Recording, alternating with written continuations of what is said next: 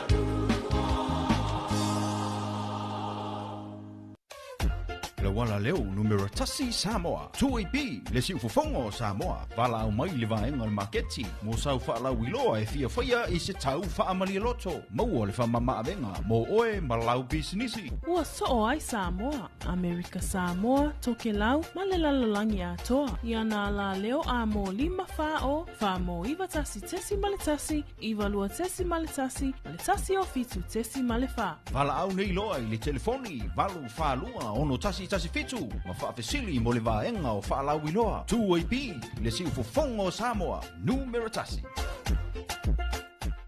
O le mea le aringa se kili kua i pīwharo. O e maua i pese kua i eisi au fai pese i ua lewa. E pei lau lea. Pa fofonga la oi. Le puni ala waa. Pe lina o tia whau.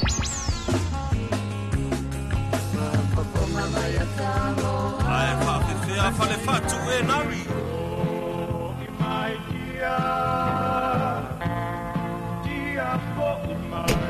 Ma atunua.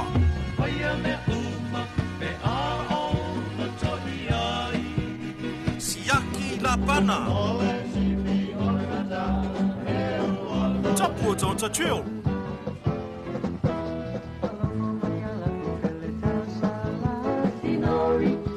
Le 2AB male, fai aso Serenaders.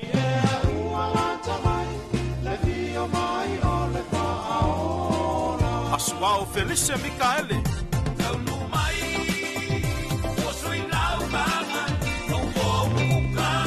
Le matangi mai se sae. Le fufui whaatasi o mali. O manatina pele, tene la lele. Wanga atu nei le valele. Tia maa. Sina e sang, sei fai mai. Ua o. Heavy tama.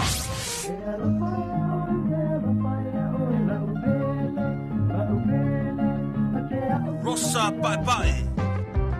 E vai le mata hofi e pe ana fai ai tuma.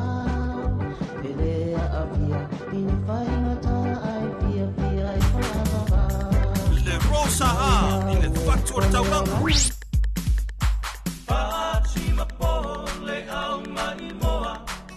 Ma le tele o nisio au fai pese ua le masino i lunga o resi fofongo le aturu le 2AB.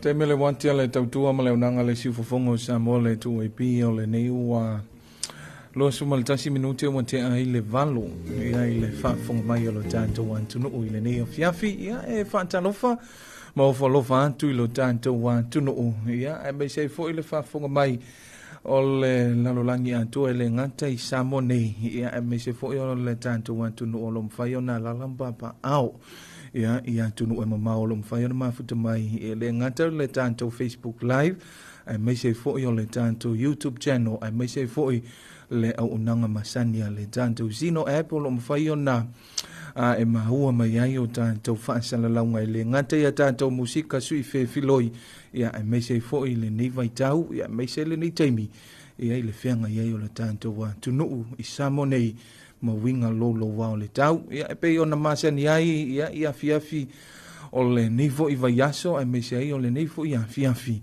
o le tātou Paul Kalame masani ia o Paul Kalame o lo faanga ia pei ona iai lunga o le tautua ma le aunanga a le si ufofonga o Samoa le 2AB ia pei ona masani ai ia o le nei ua tātou iai foi ia e amatalia le tātou Paul Kalame e le ngata i le longo pui ali o le tātou wātunu i tūlanga winga o lolo wao le tau. Ia e mese foi nisi o vaenga ia malapata inga o fautuanga e mawhai o na tupi na atu e le tātou Paul Kalame masani le nei e fiafi.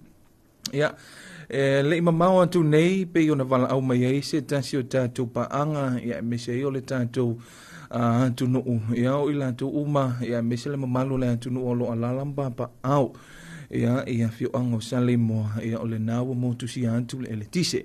Sau se taimi ia to e tuina atu le unanga ia e mese ai foi o le whaanga solonga ia o ngā luenga toe fa le leia ale tātou pulenga o manusi anga fa ele tise le EPC ia i no foanga ai me se fo i maonte malawa ale mamalu ona tātou wa tunu ia pe ona wala au mai ai se tansi to ia ile nei fo ia fiafi ia ai wa tala tu fo ile tātou laina luanta si falua o luanta si falua lua e mfai ona e wala au mai ai tu ina mai fo ia wa lo faanga ia e me se ai o le tuina mai ai foi ia o le ale tulaga ua iai le tau ia i ni so se vaenga o le atunu e le ngate i tu mua nei po upolu nei ia me se foi le motu tele i sala fai e mwhai ai ona e awina mai ai se reporti ia i tu tonu o le tātou ala leo e me se foi le tātou polkalame ia o le nei ua iai foi le tātou vala au ia talofa le vala au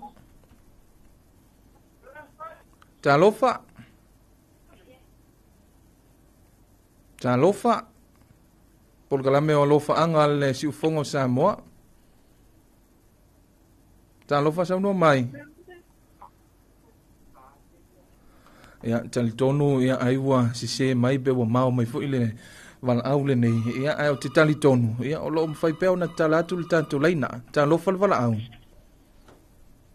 Talofa, ia sauno mai. Ma lor so ifo. E fa mol molea mo molea tolo fa anga mo mato ai nga ya le safa mol mole o sunga ya tuyo no ya ma le faltua ya familia ya mal fanau e fa mol mole pe fenga ka mal pese ale vai vanga se pese le vai va fa mol mole e vai foi le sau no o le implant o plant e o foi le sau el tava la au o ngi alisa ia o le so se fa vivianga lava le vaeva ia fa mol la ia o le ase tulanga la tomai o le talo le tau il nai le tanto wa fio anga alisa va mol o le wa ko ale savidi malkim le wa malua io ale al tulanga le savili ma vai ngo pena o le wa ko savidi ia o le lei ia tau ngi alisa ia le lei fa tai vala au mai ia so ifua ia ole tanto vala au le na mai alisa ma o lo tala tu pel tanto leina lo te sifalo lo te sifalo lo em fa ona vala au mai le tanto pon kalame o lo faanga ile nei fo vai ngole afia ia matu ina mai fo ia le ngate ia lo faanga ia ai mai se ai o le reporti ia lanta mai o le tau o te tani tonu ia e o nga tu sa lava le tātou tau pe o nei ai o le nei fo i wa toa ia i sio mātou pito no ui ai nei ia i muli no tā lofa le wala au ia so i fo mangu ia ngai vai ngau le fia ia so i fo manu ia wai foi le sau noa o mau maro mai i whare asi ia malo so i fo mo malo ia so i fo mangu ia lau sungo kula o le kala kula kau ne ia mako ko ngau maua kusi wala au si uso fo inga i sa le moa ia ke la ngol sa ungalanga nga sa le mo e kau me ngiro makongu le makua pe ala al pau io ia ai le se me ka pole ai o lo fa so mai la vai fa ftai e makanga ruenga fo ile kulanga ia ile kise ia ka ko ke fa fo ile fa kai o ka ko kai si le langi ui la nga lo warka moni ia ma sangi lava ko inga malo ma kua ele kua ungo inga ele di yong kangaka ia molia kolo faanga mo la usunga lo aftai lava ipo ia tele file mo le ia le anga le anga pui nga malanga le onga ila usunga fo ia wale longo pui ali o si ka ko kungu i me kup ia fa aftai lava ma le ku ka ko kungu molia kolo faanga ngai o ai nga umalanga o fa fonga mai kongu siokako wa kungu ngei ia misia kungu mau wa kerongo la ho i mau mai ila ko le kako wala leo ia momoli ko ia lo fo anga wa ngei makinga mal fangau ia ile anga le yo le ko ia kungu o lo fa penga o kako ngofu wala ia ni fa mi lo si fam kalanga kongo nga fo i kam fa ia kungi siokako pa anga ia finga ngalo ia mala sunga ia e fia palongolongo kulawa el pesia so se pesia lava suliveta so se fa kunga lava e vai va poi fo ngai pom fa ka po ra ke mi o mai ele pau ngai sio ma po pio tai ai vole le fa tai foi vala au mai fa tai foi mo lo fa anga manu teleina fa su sa ngole ni po ia fa pena fo i la sunga ia mo ia la fia ia fa pena fo ia ole na wa fa fonga ile hisi tanto vala au le na mai le afio anga fa le asiu ia o lo tulanga tu salava ia tel tono o le anga ia tu fo il mala valele ia pe amata tula isa le mo le na o lo o pe ile pau ta lo fa le tanto vala au ia alo soi fo la fionga ia ma lo soi fo ta pa fo so fa le fionga o fie mo ngutu i fonga sa vai ia sa le ngalua o le kale kau ngie salo pe kusama mala nga o ku lo fisa ia e ia kai me ko ai iri a ko sa fai kura ia e ko amala la vale le kimu male ia o ki nga foi le umia foi ko sa foi ko ka ka mai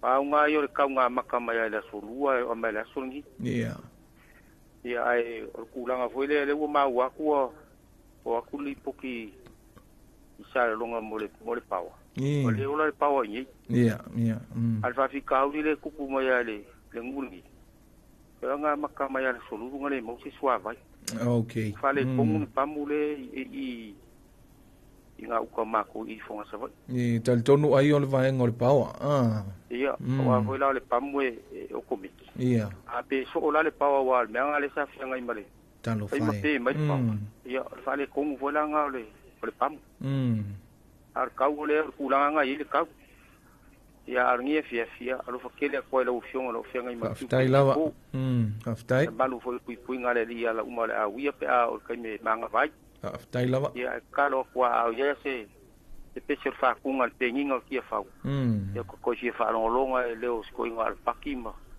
na ko ka yo ma o ma dia mo le lava ya vole le fa aftai vala mail tanto por club ya fa pena foi manuel ne fiafi ya soifua ya ole tanto val auna mai le motili sala fai ya ma mol silfie val tanto tu no le ne ya tala tu le tanto leina lo si fa lua ta lo fa val au hello ya ta lo fa mai foi le sau noa ya ke o lo ku mal foi nge fiak ya ma lo le soifua mai foi le sau noa fa mole o Talawenga, ya malo soifua talawenga.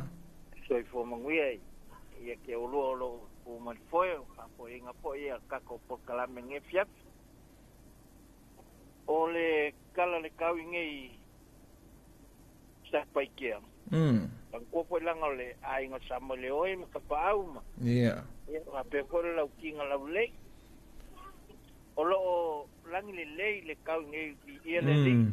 Bawole le kau manguia male ya se po manguia po ngai po ya o ka ko ia le lo po le tua ya vi ele ya ka ko ka penga po ile sapaki kayao ya angal le i ko soi fuam faftai lava ko ke avia manguia ile ya so ka ko ke ul fale yung malmat ao ngai lo fa angai ba ya manguia ko foi ngai usong nga bala au mai ngai pumasabat ya ai mai se kwele lo po ve yes kama po pa ngokas ko inga mai long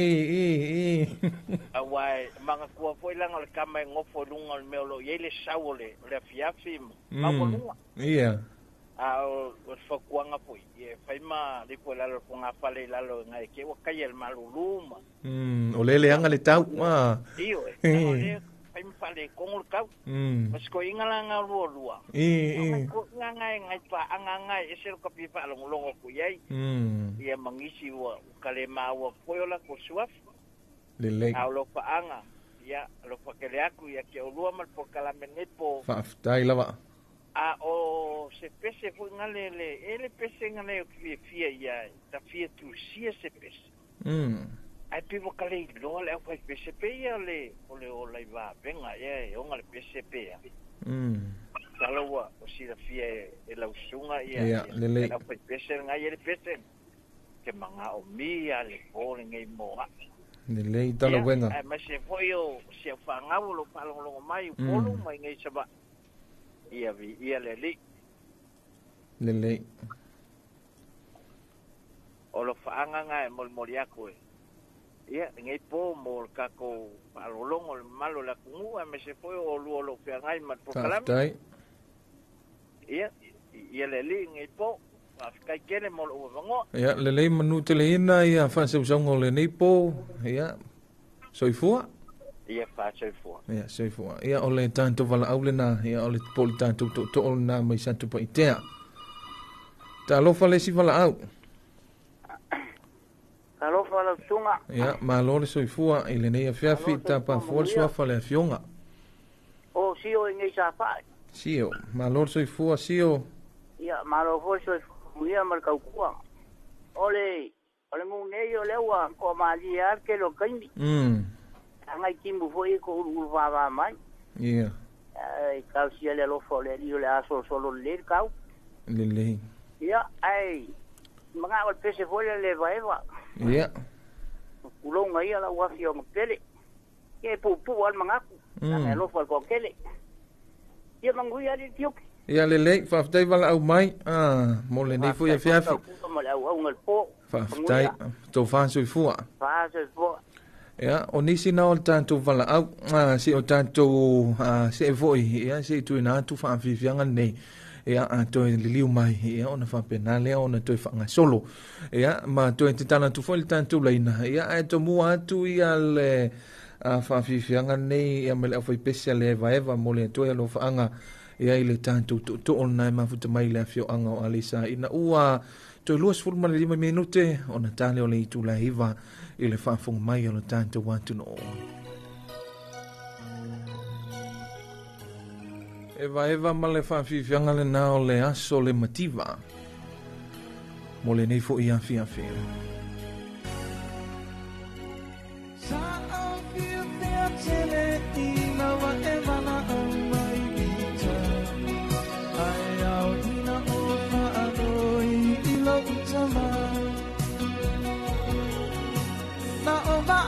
Samani mai na opopolele ifai mai delia Nona leo mali e lo uatani ie vave mai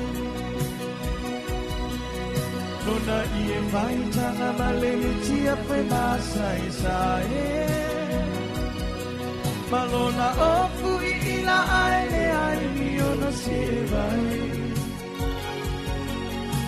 E tasile tatala Satau sepe mole tifanga A olele watai lupia ile vaeva O asole mativanga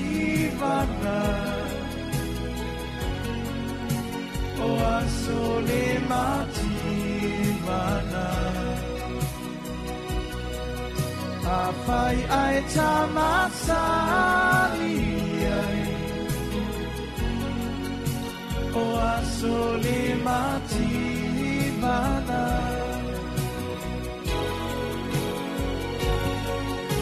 Suiana malene itaini atofo ilo wolana Wa e o fusili kavali fo iyo folina O se e vai muli umi e te wa ela ai se atumala Wavali fo ilo ulune ilo amua e matua Ai ua ngalo ia te oene a matanga Na ho wanu atua yo e sulu ile timitanga E tasile ie lava lava e sulu ile vai so atua Olele wa e amu mai a ita Wa sole mativana Wa sole mativana Afai ai tamasani Wa sole mati mana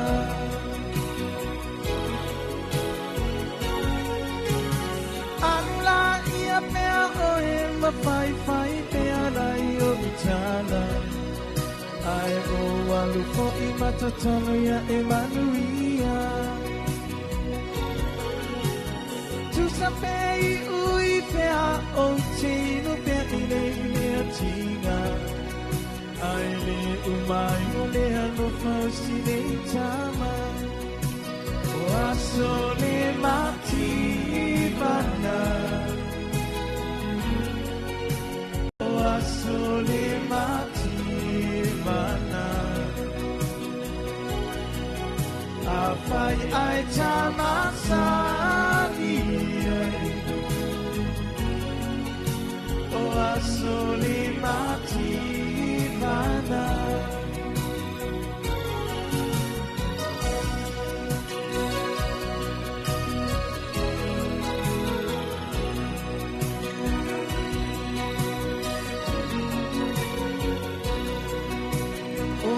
sole mati mana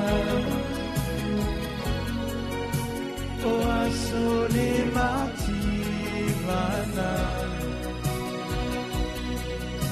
apai ai tamasani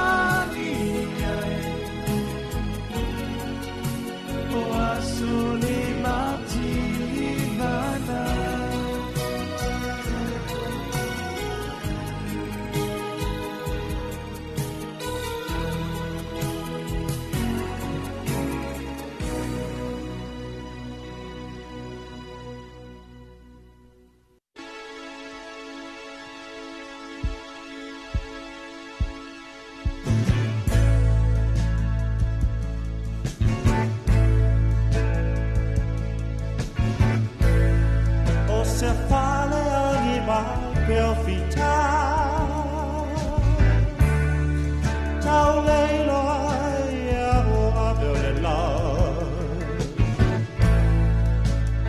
Milo sia o ngalo fatio ma lo machaye lo fa mai la fo la ma ole sawa le fili wa le alo fia la tele o to tele o sale o le petia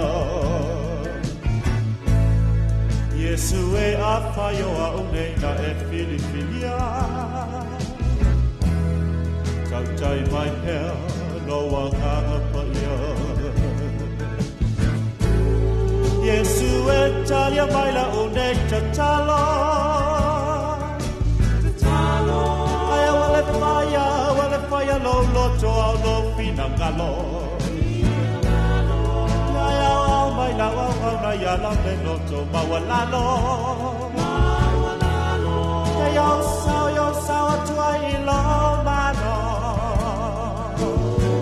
oh Yesu entaria mai la une ta lo ai wale faya lo to lo fina ngalo mai la wa na ya la me no to ma wa la lo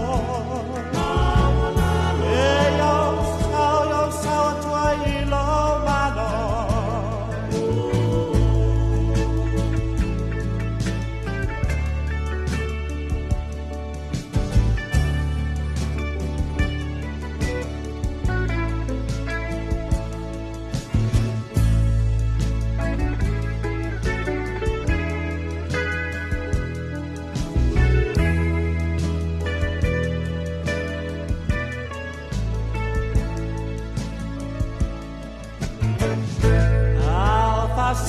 solo per la unei vai il totele lo va fa solo mai e ma digi le buai o nei noi mata Yesu e o lo mana me walai le walai nei la unei tatalo Lo mataya ya fa mo pelo ngalo ia cuma melo nei fa chau va ai fo ia tu le vinga I no sua fa Yesu e talia mai la une tatalo wale faya lo tolo fina ngalo mai la wa na ya la le lo to ma wa la lo e yo sa twai lo ma lo oh Yesu e talia mai la une tatalo wale faya lo tolo fina ngalo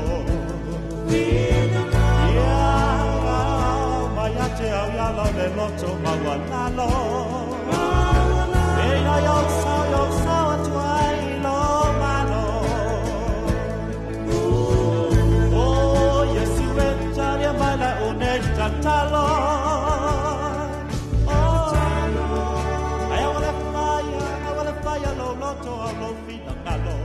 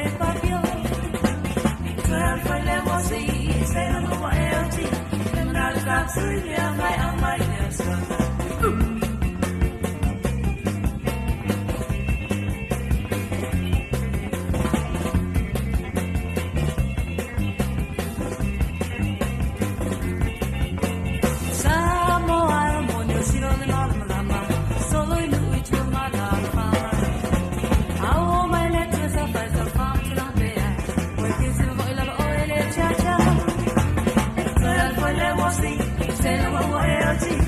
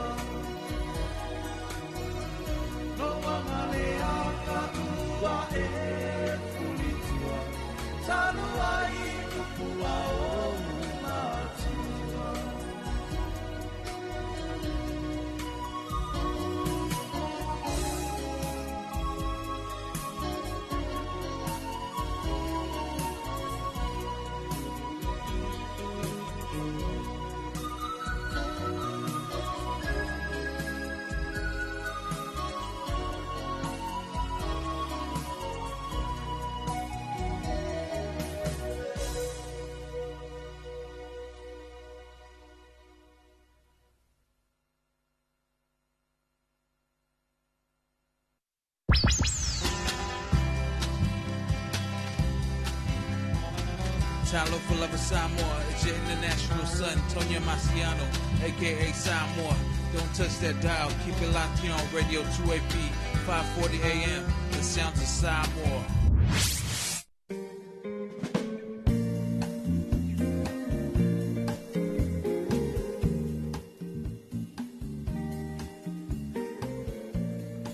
Nawa whafonga le tātou antu noo ia inisi fo i o tātou whawhiwhianga le nā ia mole nei fo ia whiawhi. Ia pe ona ia i le tātou polokalame ia o au lofa ia polokalame o lofa anga. Ia mole nei fo ia whiawhi whafonga mai le tātou antu noo ina ua tātou nu le i tū la hiva. I le tautua ma le unanga le si whafonga o Samoa le tuepi ia pe ona iai. Ia me se fo i nisi o tātou to o sa vala au mai. Ia me se ai. O le te talanto i o le tātou leina, ia, tuina mai fo i o walo whaanga, ia, me se fo i tūlanga o le tau, ia, male le whaanga solonga le nia whiawhi, paulawa le vaenga tuina atu whaafautuanga i le mamalo le atu no.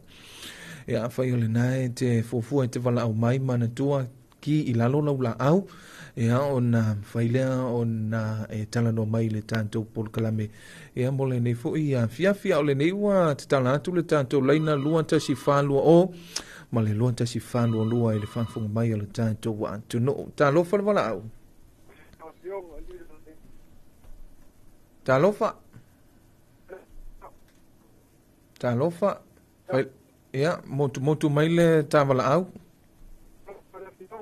Ia, ma lor soi fo oi le sau noa? Ka mai ale ka pese lea. Ta lofa fai lava sina motu le tavala au mai fa mole.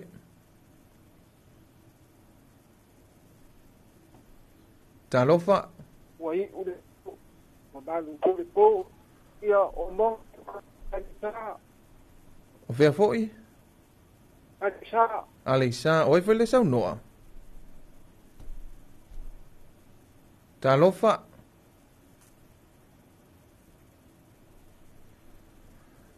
Ia whamalulu antu i le tātou to ole nei. Ia o lo o whai asina wha le tonu mai o le tāwala au. Ia tāli tonu ia toi tau mwhai mai. Ia ma olo te tala tu pele tātou leina lua tasi whālua lua. Ma le lua tasi whālua o ia i lunga le tautua ma le unanga le si ufonga o Samoa. Tā lo whala au. Ia ma lo soi fo pai. Ma lo soi fo wai whele zono. O whadeo ngai i tō usa pai kia. Ia ma lo soi fua. Ia langi ma. Oe ro kiuke. Mo moanga wa ko faanga so makongo nge pa fenga inga kaulangi lo kau suinga de foi le ola wa se manguio de kumalo marengo ya mas fo kamama kinga mako so makongo ya alo mo faanga lo va lo po wa se lo manga yo ngu ya alo fago foi yo uso falau ngiu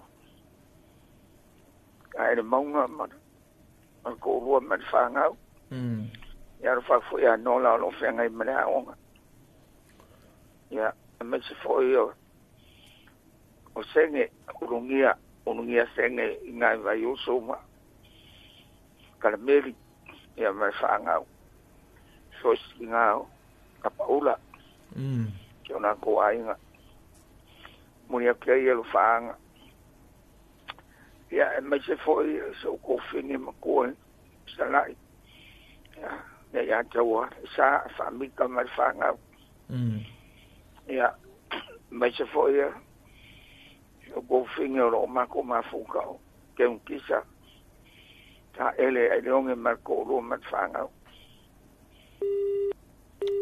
talo fai le tanto vala aule nei ya to tom fai mai ai wo uma le graded asitamalia ya o wa va benao na fa fong le tanto tunu ya ia wo fa anga ya talo fal vala au ya ma lo se fu tapa fu so fol toto ya monga yu ka ngai ari sa ya ma lo se fu mona le so fu la ko ka lo fa anga pa manga mai lo longa ko pa longo la vanga le leo ko inga mai de ka pesenia wai u de to wa malu du ka u do pakko yai ele lava ko nga nei fiafi nga nei de fo e fa ftai o la se tulang mai talo tau na yali sa va mole mona ya le wa ko anai wa u ma sa vidi ya nga u fa u va o le wo ye kai mi nei ya ma lo fa ftai ele lava la fiafi yang ale nei de tai lava man we fo ile nei fiafi ya so i fo la fionga ya fa ftai ya ole na o tanto vala ole na ye pe ona vala o me fo ile nei fiafi ye pe ona tanto ye ile tanto por kalame ya o lo fa anga o lo tana tu pel tanto leina lo ta si fa lo o lo ta si fa lo ile fa fo mai le tanto wan tu no ya e fa tano fo ya ile malu se tanto wan tu no lo ma fu mai ilunga o le tanto Facebook page ya pe ona mai mo mai le tanto live e fa tano fa tu le tanto por kalame le nei fiafi ya tu afionga yo lo fa pena lava na fia ngai male tau ina ya o ainga ya me se fo yo e kalesia o no ya masusu e lava le fa malama ma lo fa mai sa mo nei ya ai ole tulanga ia ile mai tau Tunisia tanto update ya pe ona ia ile mtanga luenga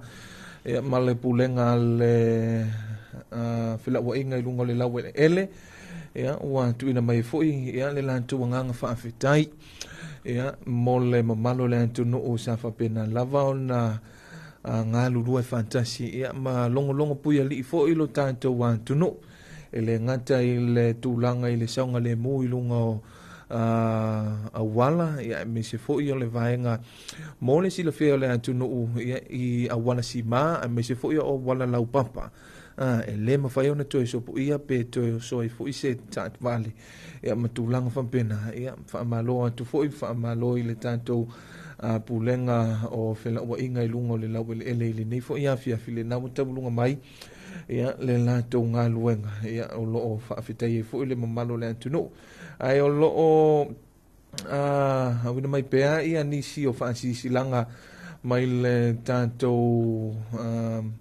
pulenga malo si anga wha ele tise pe o na iai le neia fia fi inisi o vaenga le antunu u ia o lo o mawhai o na le mwhai o na o atu iai ia le tūlanga o nanga wha ele tise ia e me se fo inisi o vaenga pe I lava o na tuina mai el tanto mamalo le antunu ya wa lava le no fusila fia ya ai lo fa nga solo pea ya la to ngalwenga fa malo antu ya le onu sa ile pulenga le fa ngalwenga ya ile nei fo ya fia me se ai ya o le mtanga duenga o leo le mtanga duenga o le soifua maloloina pe ona masani ai ona tuuina mai ia latou faasisilaga masani i le tulaga o le faapuna lelei o le suavai ae mese ai ia o le vai mama matau mawhai ai ia tuititi ai faamaʻi pe ona ele fivataifoi ia vai ani fole nei fiafili faafoga mai le atunu o matulaga faapena pe ona au mai ai le latou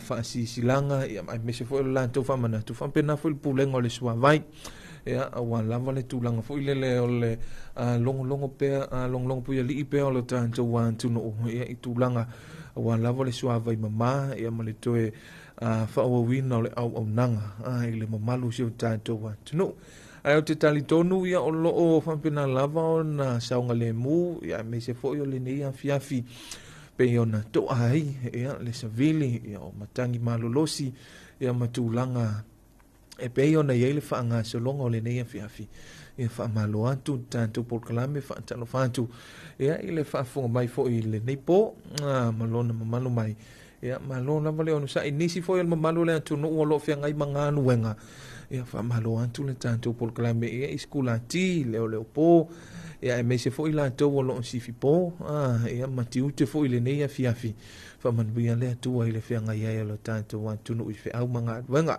ia e meise foʻi ia o le mamalu le atunuu o loo mafai ona mafuta mai ia i luga o le tatou sino app ia e meise foʻi o le tatou polokalame ia faamalo atu ia le tatou polokalame ia i lenei afiafi seʻesili faafiafiaga toe liliu mai ai lea ia ua lava ia le logologo pui alii pea o le tatou atunuu ia toe liu mai foʻi ia ona toe tatala foʻi lea o le tatou laina auā foʻi le faafoga mai o le tatou atunuu pei ona iai ia le tatou polokalame ia ua lo faaga faafiafiaga mai le aufai le e faakasā loimata o apaula ia ma viʻiviʻiga o loimata o apaula ina ua 8 minute ua te ai le itulaiva i le faafoga mai o le atunuu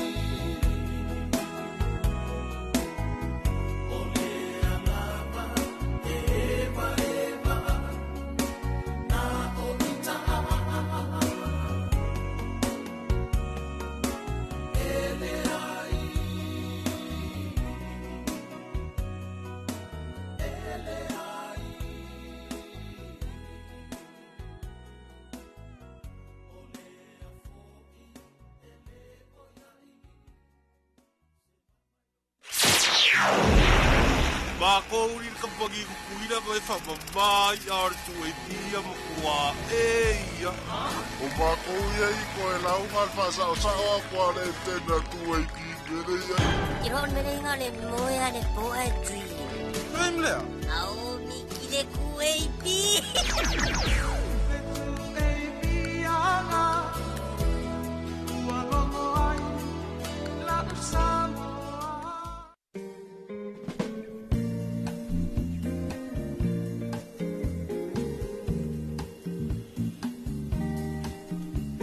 Le nau whafonga le tātou mantunu o ia inisi fo i o tātou whaafifianga ia me se ai ia o a tātou pese le nā pe o na mamoli mai alo whaanga nisi o le malo le antunu o ia ile nei fo i hafiafi le tātou polkalame o le polkalame o alo whaanga ia I lungo le tautua ma le unanga a le si ufufonga o Samoa le tō e pi ia le I toe te tala ina le tātou leina ia ele ale toe whaafafonga mai o le tātou antunuu ia ile tuina atu o whamtalanga wingo lolo wao le tau numera lua se fulma le tasi ia ile nei fo ia fia fil whaafonga mai o le tātou antunuu whamtalanga wingo lolo wao le tau numera lua se fulma le tasi mo lau whanua ma o ngā Samoa Samoa whamawina le official wa ai tau le itu lai 5 ile fia finei a so tau nai lua se fulma le lua o Februari lua fe lua se fulma le 5 Whamalosia labta inga o timunga mafa, whamalosia labta inga o lolonga, whamalosia labta inga o savili malolosi, whamalosia labta inga mo o ngasami, whamalosia whautuanga o lolonga ino fuanga tu matawhanga, whamalosia whautuanga o ngalu whawhati mawalulunga. I whamau maunga lanta mai I anta satelite o le awhiawhinei, o loa ai ai bea winga aua I lunga o Samoa, mai a fua mai se whetaia inga whaantupla ia o savili mati munga o le Vasa Pasifika I Saute.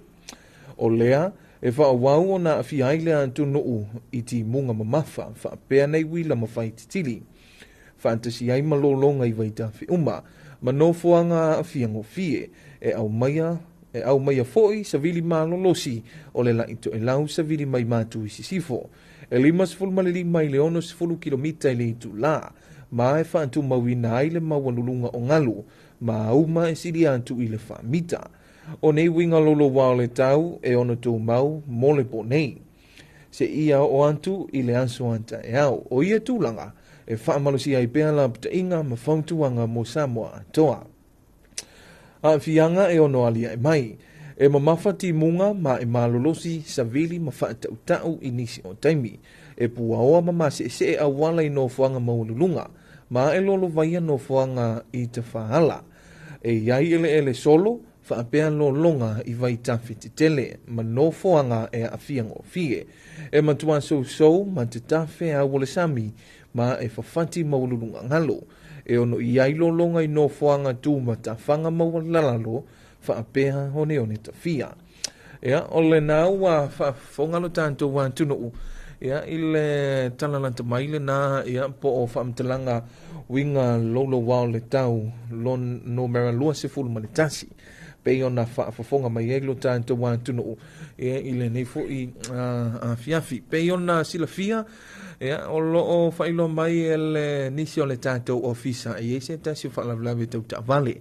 Le nai alia e mai ia I nai I whamajoi vai tele ia le whapea mai whamtalanga pe o se ta'avale lau pasese le titi po le taxi ia le nai tula I mei se whaalawe lave ia o le whamtuanga masani lava ia tautu nale saunga le mu ia pe o na tātou sila fia le tūlanga mase se e ai o le awala ia e mei se foi o le tūlanga le anga I o le tau ia ai o le whamtuanga masani lava e be ona tu ina tu ele tanto polkalame le nei afiafi e me se foi ale o nanga la wala leo e o le fautuanga lava mo avita avale fai malia lo sa tau na lo sa nga le mu e me se ai o le nei taimi le tūlanga le anga I o le tau na tanto tele o mana nao I se vaenga foi le ona tupu mai e se fa le tonu ia o se fa la velave ia I nei taimi ane ia ua tele ma faina ma tupo I foi se tulang whapena pe ona sila fia ia o le fautuanga masani lava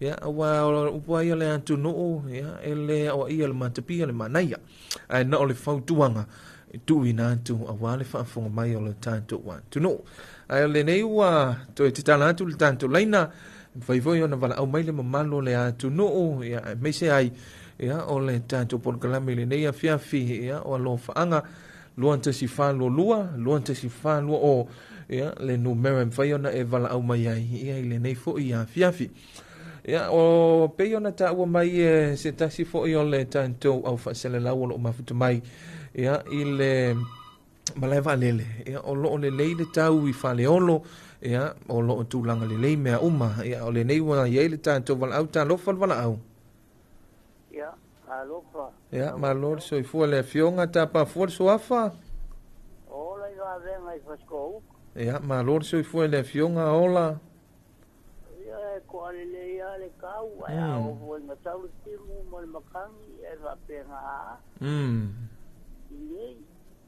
ya ai o walo faanga mo moli mo o ko ka kua mo ko aftai lava le fionga le kua mo el malosi mal soifu ya ai pese vole el campo misiluki telefoni e va kuarnei po ya fa aftai lava mo lo faanga ya me se foi fa aftai le fionga fa pena manuel nei fiafi soifua ya ole tanto val au na mai le fionga fa sito on ta pe ona yai ya le tmafo ya ola I va venga ya ole tulanga le tau ya ile na fo I tu ole tu no ta lo fal vala au ta lo fal vala ma lord soifua o tu e ne po va ya o Dwayne ne ma lo soifua lo lua lo tu e ma lord soifua o ki ai fo nga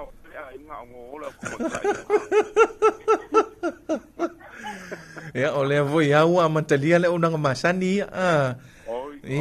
ya ole vai ngana ya le fo wo fai malolongo le nei po sau se taimi o mai ya kai de ri mo ya yo malo si ala ngeng or saviri sa wainge ya ya le pangolongo kur kalar kau le ol kalar nga yo ole fa mo ngale mele le itulai li mele fiafi alo ya savi ya o lapta inga lava ole po pe male fa wanga po so le o manga yel po kala meso mama viro ko nga po mele mai kai ole o kamila ia se fare ko le kupu ole o sali sa ia ole ala se kala mai le lo motua le ngalo ya samo mai le mele nga mai ia mai le ka kai ngalo yo nga mafau ia ka ko uli mesa yenge wa misile ngole ngi umale male tausami tau maftang Samoa ya ole silame o mi ka mo makai ku siong ko luengi ala ko yo nga ulanga polpola yo iya ai mai la sale mo foi me la como se me ai foi yo sale ku ko pa nga lo sua fa ko nga si ko lo wala si elo va ngai panga iya faftai va ku si ko nga ngalenga ba au mai se pai ke ko ngo oi foi valeu ia kabu valeu mis foi si ko ngo mai lo pola mo pa ma ngi kai ia ele vala au mai foi an po ia le foi se Italia pe vala au mai pero la wa ile pa ole anga foi mai ia le to vai a mau ia nga mori foi le sola ai la po le anga se fius foi le po la ko fa ola se mori ngai mo ko se e ko kampang ia ai bo nem foi nga kongi nei kala fua ele kongi ia alo ba ko ya ngure le poia ia ina mo ko malal manga mala mo oi wala ia masilo mo ko ita ia mga ipa mga fonga mangu yale kuai malolongo ngi po ola lo ke misulua ia ole ono le kaeo olo o so io Ia, ka koe wa e wa kula ngai po. Ia, iyo e. Sau fui si taimi, ia, tātou toe wheloa. E se pese. Ia. Ole pese. Auri ngo miki ari kengero kamila. Ole pese mo le misi luki sa o faio se miki. Sa e faio se miki, sa e miki e ia. Alo, so le ma foi ngo fo le. Ia fa tai vala mai lo loa. Ia le. Manuel ne vefi, so foi. Ia ole nisi na tanto vala au, ia me se foi. Ia o tanto pa anga masani lava nei. Ia pe ona ia le tamafu ia mai lolonga. Mafu mai ia inai le motutele ia me se foi ia le tanto to le nei. Ia o pa anga masani lava la wala leo. Ia pe ona ia ilonga le tautua ma le unanga ale si fofongo sa mo fatalo foi le mamalo le tunu. Ia o lo mfai ona mafuta mai le tanto Facebook page. Ia e hala le tanto live o lo mfai ona ma wa mai ia le sa mo tu lai mafuta mai na au kilani New Zealand fa pe foi ia le sunga ia Peter Allen ia po le sunga foi ia ben no lo mafuta mai mo le ne fa fitalo fa vala au. Talo fa. Ma lo le soifua tapa for so fa le fionga. Ia o rona libu tu fuga ke Gisila. Oi, ma lori soifua ile afionga ile mafuta mai. Ia ki lagi sole. Ia. Ole se tara mai ole tau. Ole tau ri va ko ye ra kalaiga. E mo kwa ve velo mo pe mo si le ulu ve velo ba ko ri ya sa boa. Oi sole. Ia. Poi fai ole ve velo le la, ve velo le kaure. Le mo pa solo tau kau maruru ai bawa le bai al maruru le pe ona masani ai Ia faro lo po kalaba ma na ia po kalaba lo fioga ma aftai lava lo fa ku ai ga uma sa moi ba se uta ma ia pia ia talo ai go uma ma ko ai nga ia tio tapai ta ta re mo ke fokia ia ma te fiki paragi foi ba sio karire gei mo ke mo foi gei ia faftai faftai dava mo pokalama man wi tele pokalama nei po faftai ia faftai le vala au mai ia fa pena foi fa man viele tu e fenga ia male au mau foi na tu no ia fa pena foi ia to fa se foi faftai da oro manga ia ka ia ba ko faftai le faftai foi ia ma to fa se foi ia o tanto vala au ia no mfai ona mafuta mai le tanto Facebook live pe ona ia le tanto to ole pe ona vala au mai ai au kilani ni usi ia malana moli maule fai mai pe wa sili atu le vevela ole o ni usila nei lo Samoa ia o fisui ia inga lavo le tau ia le nei wo tanto moli mau o le wo ia le si tanto vala au talo fal vala au malo se foi la sua malo se foi tapa força fa le fionga to lima i ngai sai savai ia ma lor soi fua to lima ma lo foi le kaua kai ma lo foi kau longo le ka ko ku ia o kai mi fa pe ngi ia iri te ia le ala le o ka ko wai yo ko le sa manga ku mai langa foi le kau ma ia e mo moria ku le ngang fa kai hoi lau sunga ne aftai lava i mal fa ko foi wai ri pe ngo pi fo kiuke aftai ia ai mo moria ko lo fa anga jo ma ko ki anga ngei o sa ngi foi fai ma lo longa sa ngei o le foi lo fa anga nga yo ma ko ai nga uma a pe no sala la u le nga ka ngei ku ngu fa fo mai me se ko yo ku ngu mau ba o mai di deu ia o le kaula vai ngei ia pe po yang sa ngola sunga e mo ngia kar kau ia kai mi wa hoso fa malu si mai kai mi foi wa ko ia pa u foi ki mua ia au lava le mea ia sa longo ama karia foi fo kuanga wa ka penganga more anga ku mo sa pa ki kai au ia mo more fo fa anga lo sunga lo ku mo foi fa tai lava le fo ri yo malos tai mai se foi ore ma kala mo poko mo mal e wa foi le kau no inga o ka ku ku wa foi le karo le kau ngai po tai lava ia a ia lava ia ki u ke me fai vor ngai po fa anga ngai mo le ku ngai sa va i sa ia ko rima va seri ia malanga nga fa lo i mangi ke ngai po Ia, whapena fo i whamanui fo i le tua ia i malolonga mwhasausaunga o le nei po. Ia, whakailava. Tō whasauifua. Ia, whasauifua. Ia, o nisi nao le malo le atunu o a, e pe iau nā maua. Ia, mai me se fo i le silfio le tanto o le tele lava o tanto wala au, ia o le motu tele i sala fai. Ia, e me se fo i o tanto paanga, ia o lo whapena o na whaafafonga mai. Ia, e le tanto polkalame, ia, e me se o le tanto wala leo. Ia, o lua whapena o na whianga i fo i ma le tautua ina o le mamalo le atunu o ia, luas fulfai tula wā lava le longo pui alii, ia, ma le tuina atu fo i o whaamtalanga. Ia, o le tau, ia, e me se fo i o tuina atu whautuanga. Ia, ma le mwhai lava o na malo lole o nanga masani. Whaatalo fo i le motu i sasai, ia, tutuila ma manua, ia, tātou paanga o lo mafuta mai. Ia, sau fo i si temi maua se tātou wala au mai le motu i sasai, ia, tutuila ma manua. Ia, po wā mai fo i la tau, ia, i le tūlanga i le tau, ia, ma le winga o lolo wā fo i o le tau wā. Mo le sila fia i le tātou vai aso. Tali tonu po le aso tofi, po le aso lulu, le na moua mai e fo i le tātou wala au mai le motu i sasai, ma whapea mai ai. Ia, ua lo o tutusa le tātou tau, le vainga fo i leo le malosi o le matangi, tō whaantau tau, ia, me se fo i o le palasia i o timunga, ia, o isi fo i taimi ua toa, ia, o nisi fo i taimi i o wasau malosi, maangi malosi le matangi.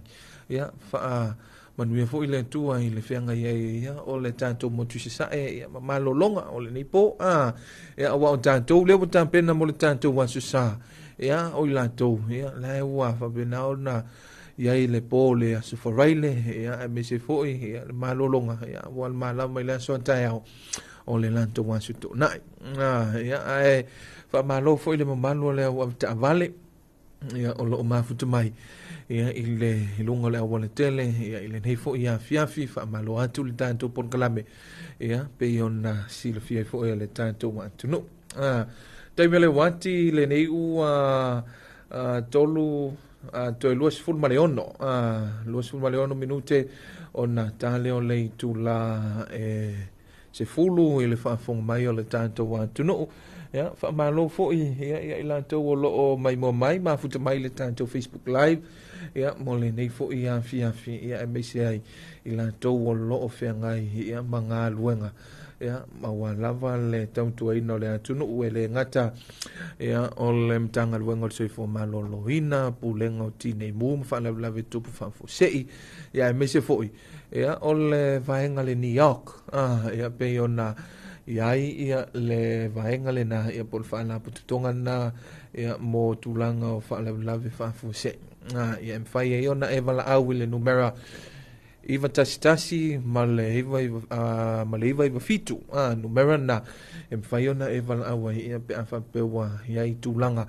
o le whaale tonu ia mo le nei fo ia fiafi le whaafonga mai o le atunu ia e tātou whaawau nisi o whaafifianga toi le liu mai tāna fo i le tātou leina a wale whaafonga mai o le tātou atunu ia e whaasolo atu fo ia tātou pese pe ona walofa mai ai le mamalo le atunu ma moli mai ai ia la to walofa anga ia mole nei fia anga nei mai le pese al fetulima male fa anga tau fe ai le atu lo ioe te nei ia wa fe vai voi tamole anga ia o le atu lo ia wa pe abea pe tau fe ai le atu lo ia o por pese foi mai e fe ai le mo ia i lunga o le tautua ma le unanga le si fofonga o sa mo le tu ai ping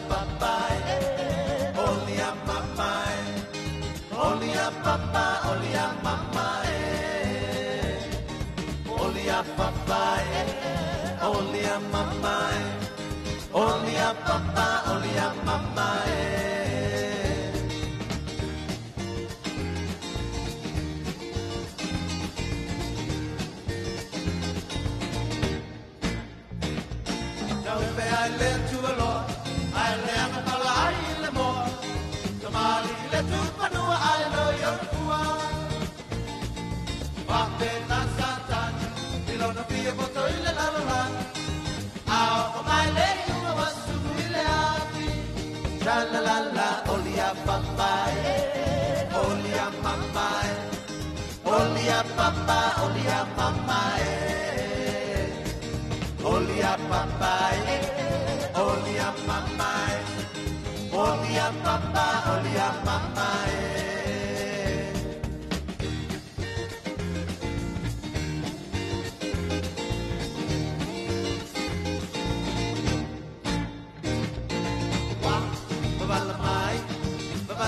Yo polina, hey, uote pa, ilepa tu malamasina, uolato, pepulak mai, levandi moni molela. Ah, ulo, monomatota, si maopa, no malatani.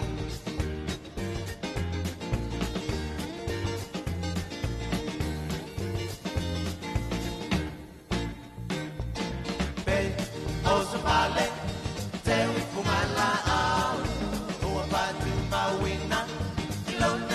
Papa, o buai na le manongi ala sauane ale taula.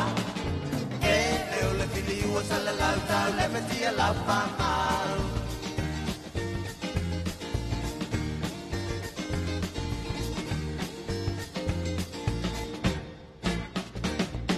Kambe ale tuolo, ale anga pala ile mo. Tamali ile tu panua ai loyo na pua. Bapena Satan, ilona pia pato ile la lolang. Aku mai lei unga wasunu ile api. Shalalala, olia papai, olia mamai, olia papa, olia mamai, olia papai, olia mamai, olia papa, olia mamai.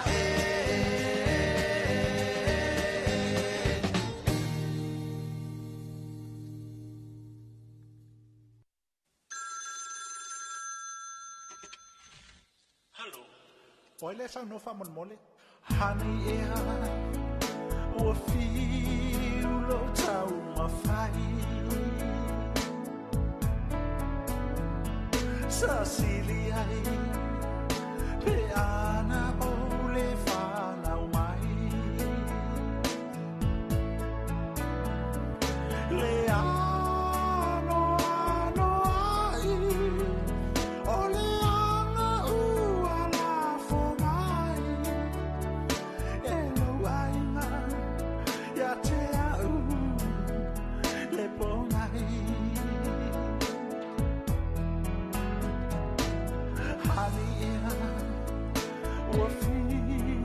lo tau ma fai te sa la pele o le ale fa la ve o tu sa silia ni e ana o le fa na mai te sa se tau mai po le ale fa la ve o tu le ano ai o le ana u ala fo mai hello ai ya te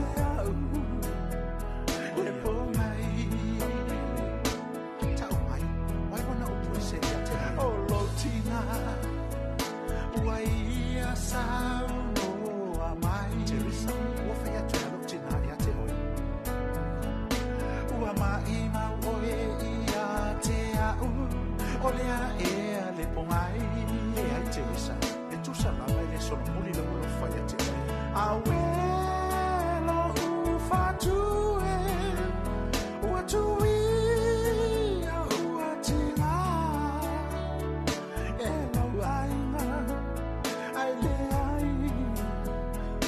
sala Jerusalem ele o te ofo ya te o fa alo ya te o wiloa e fai lo ai na le ya Jerusalem o le vona mate te amale fingi le ngale na o se i lo uni le mala malama se awe te fa pena o te lo fa pe ya te lo fa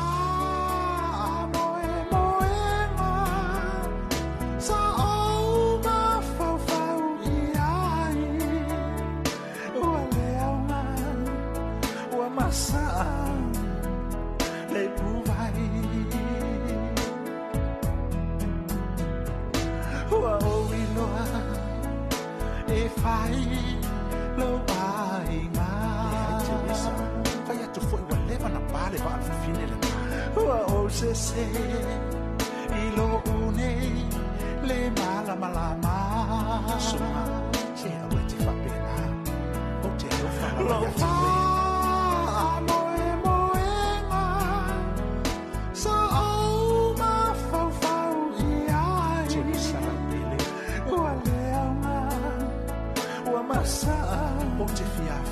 le puvai le ali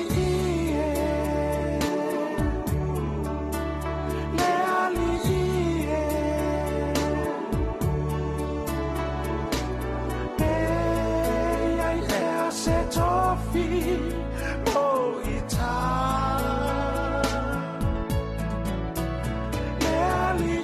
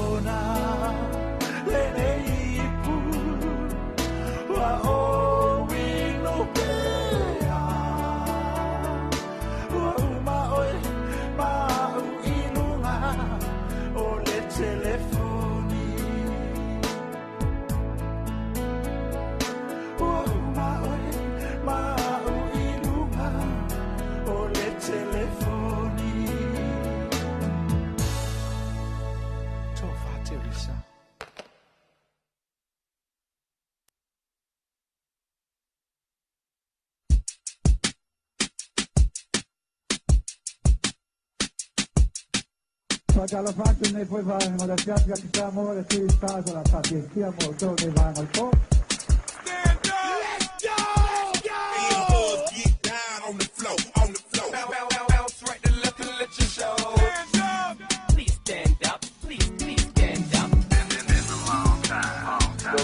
Stuff you're gonna see that's gonna make it hard to smile in the future. Yeah, olha a coisa sul foi. Mas sunga da alguém. Kalia foi lupo mau. Veio mais essa outra foi. É que a maia case pelo fogo. É para pegar.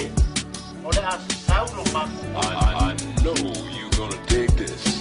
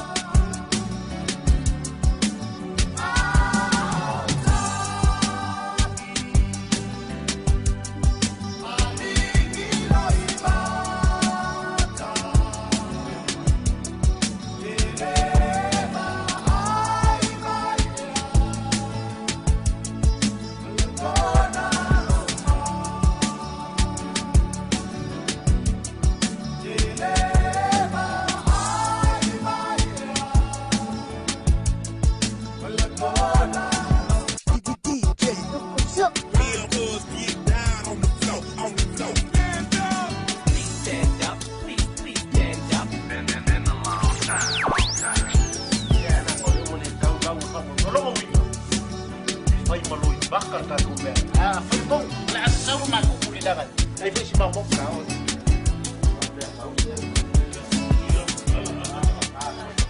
Uma coisa boa assim. Eu estou emocionado. Eu foi agora vamos por enganar no fumo.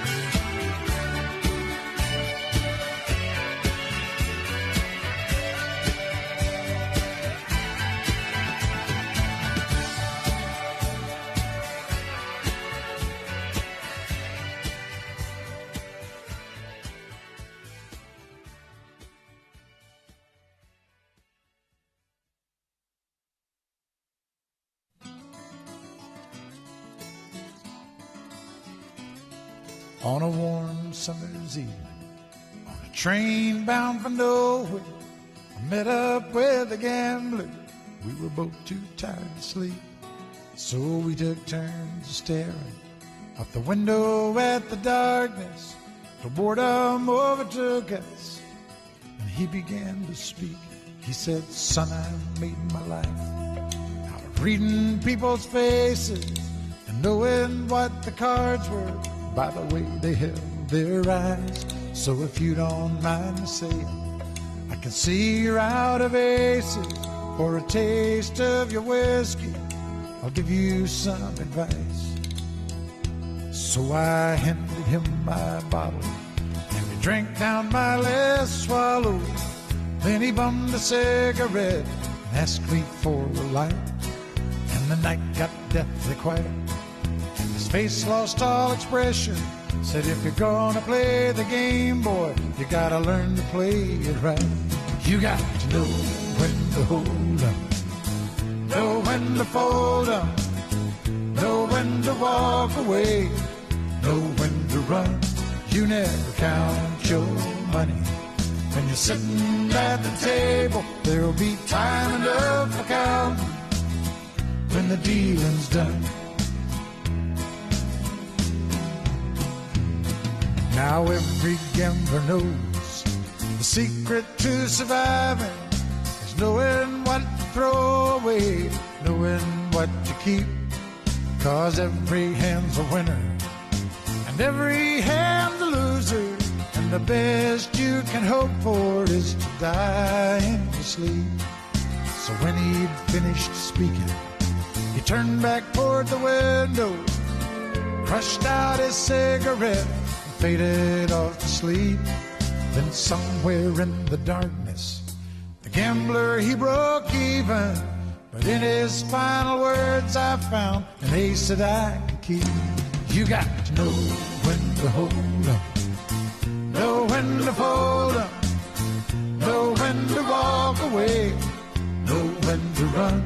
You never count your money when you're sitting at the table. There'll be time enough for counting when the dealing's done. You got to know when to hold up, know when to fold up, know when to walk away, know when to run. You never count your money when you're sitting at the table. There'll be time enough for counting when the dealing's done. You got to know when to hold up, know when to fold up, know when to walk away, know when to run. You never count your money when you're sitting at the table. There'll be time enough for counting when the deal's done.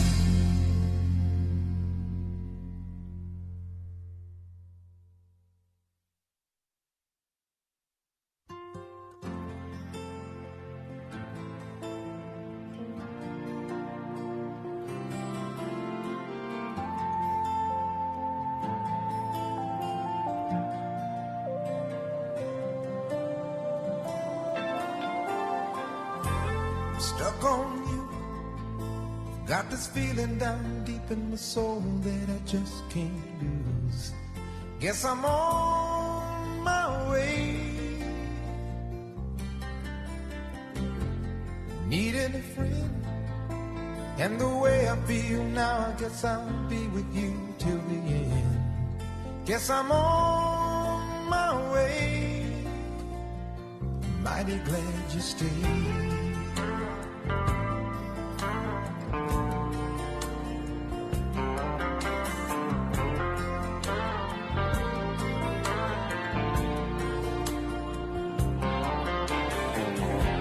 Stuck on you, been a fool too long. I guess it's time for me to come on home. Guess I'm on my way. So hard to see that a woman like you could wait around for a man like me. Guess I'm on my way, mighty glad you stayed.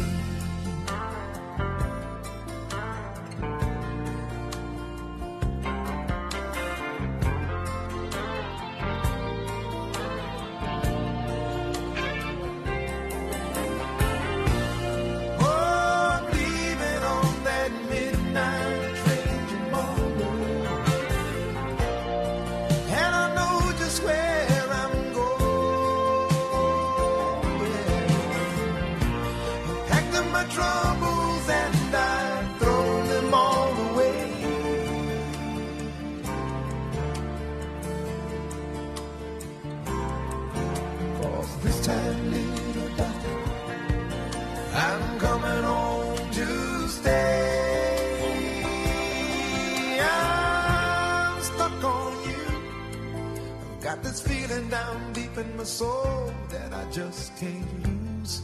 Guess I'm on my way.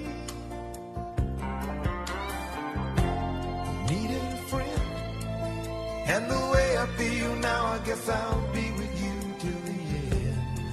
Yes, I'm on my way. I'm mighty glad you stayed.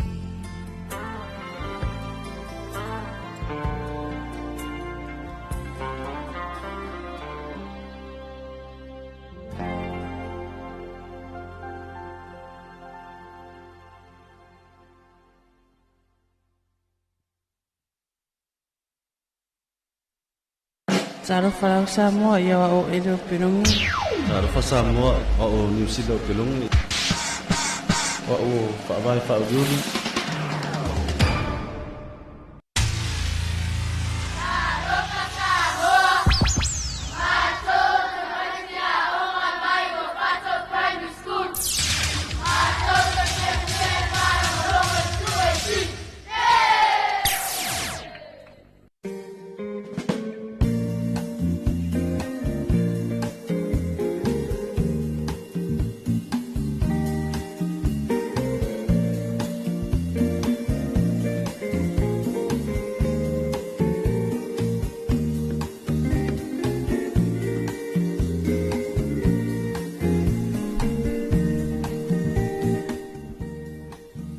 Ya, ile nei foi afi le toile liu mai ai o le tanto pon kalame o lo faanga, ya, ina ua se fulu mal fa minute ua te ai le tu lai, se fulu ile faafonga mai o lo tanto watu no. Faatano fatu ile mamalu o Samoa lo mwhai, ana mafuta mai lunga o le tanto YouTube channel, pe o nei foi LK Arona, ia o lo fabe mai.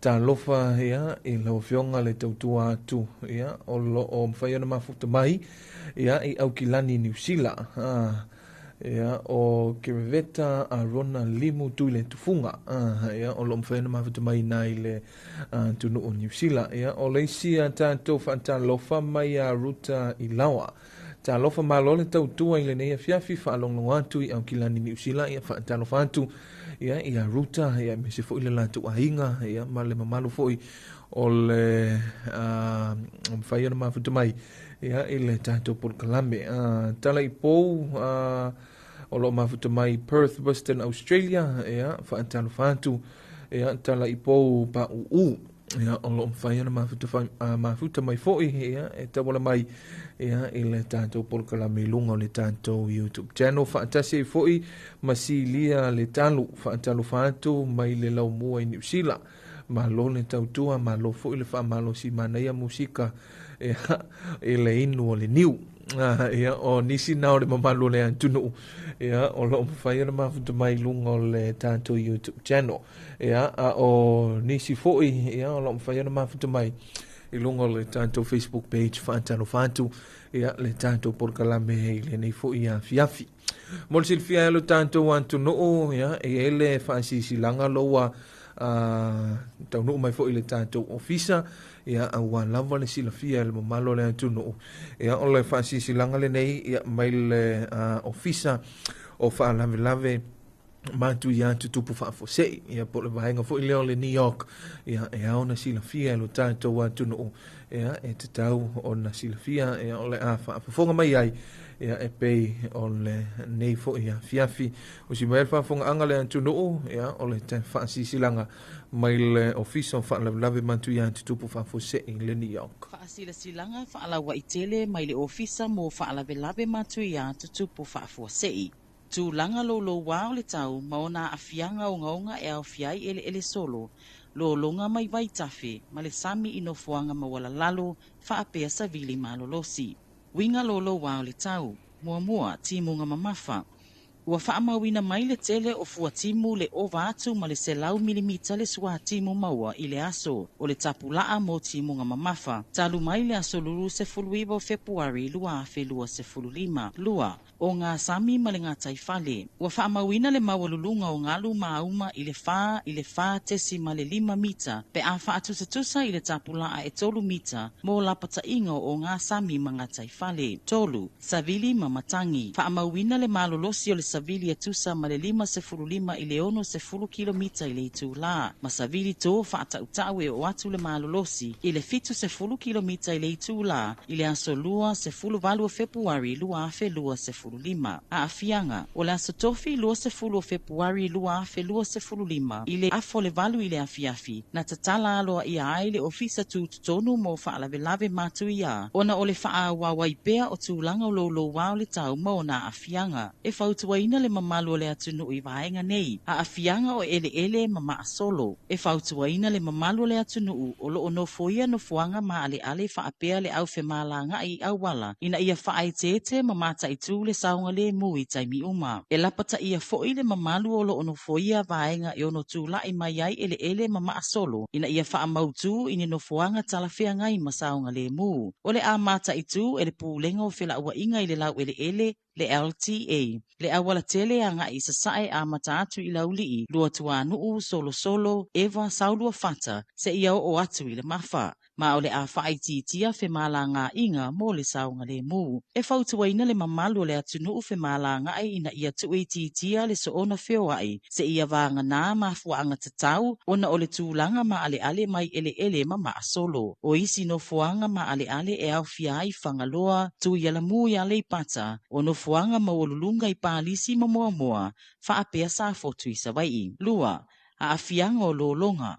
Ua whaamawina tā whenga malolonga i vai tawhe umo le atunuu, ma a whaawau ti munga mamawhai tutonu le 2.5 tūla, o le a whaatupula ia lolonga ma a whianga ino fuanga lo fiango fie. O lea e whautua inai a inga ma fioanga ino fuanga ma ale, ina ia whaamautu ini no fuanga mawalulunga, masaunga le mu mai lolonga. O nisi o no fuanga ma ale e au fiai no fuanga mawala lalo, i ta whaavai o vai tafe ma la vai e pei o le vai singano, lo i matau apaula, ngase, fulua sou, a whenga, ta fitoala, no usua tia i upolu whaapea palauli, sa fua, sa papalii, sa i pipi malano i savai. Tolu wa a fianga mai lolonga i ngā taifale. O a uma mangalu mawalulunga whaapea lolonga i le tala whātai, e ono lama tia ai le soifua ma a fiai ni no fuanga tu matahafanga. E whautua ina i le mamalu le atunu olo ono nofo e lata i le tala whātai, ina ia tau mamau mai nei no fuanga mo le saunga le mu. E whautua ina fo i le au tautai ma le au whangota o le atunu, ina ia wha mua le saunga le mu, ma le puipuinga o le soifua,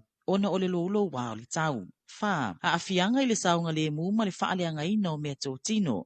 E whaatupula ia le ono la vevea ma a fia le soifua, mai vaenga e ono whaaleanga ina mai savili malolosi, ma savili tō whaatautau. E ono a fia i foi mau au nanga tau ili eletise, sua vai, telefoni ma feso o tainga whaatekonolosi, pe o le interneti. Whaatinonga mo le saunga le mu. Ia mataala ma sila fia tūlanga uma i le tau ma whautuanga e tuina atu ele ofisa o wa ai tau. Ia tapena se ato mo whaalawelawe whaafua sei, tuulele iai vaenga nei. Tau mafa, vai, whala au mo le soifua maloloina, whaamaumaunga tā ua maisi. Awa ne ingalo e whaapuna le lei le swa vai. Feso o tai i o tua oi ai maise nai a inga o lo iai tangata mātutua, malato e iai a fianga tu mau ia mautinoa o lo saunga le mu. Ia tu ua no fuanga ma ale malamatia mai ele solo malolonga, aya ngai no fuanga saunga le mu. Ia whaamautu fale ma mea tō tino mai savili malolosi mamatangi. Ia whaititia fo ile so ona whemala ngai awala titele ma awala sima, ino fuanga ma ale mai ele solo malolonga.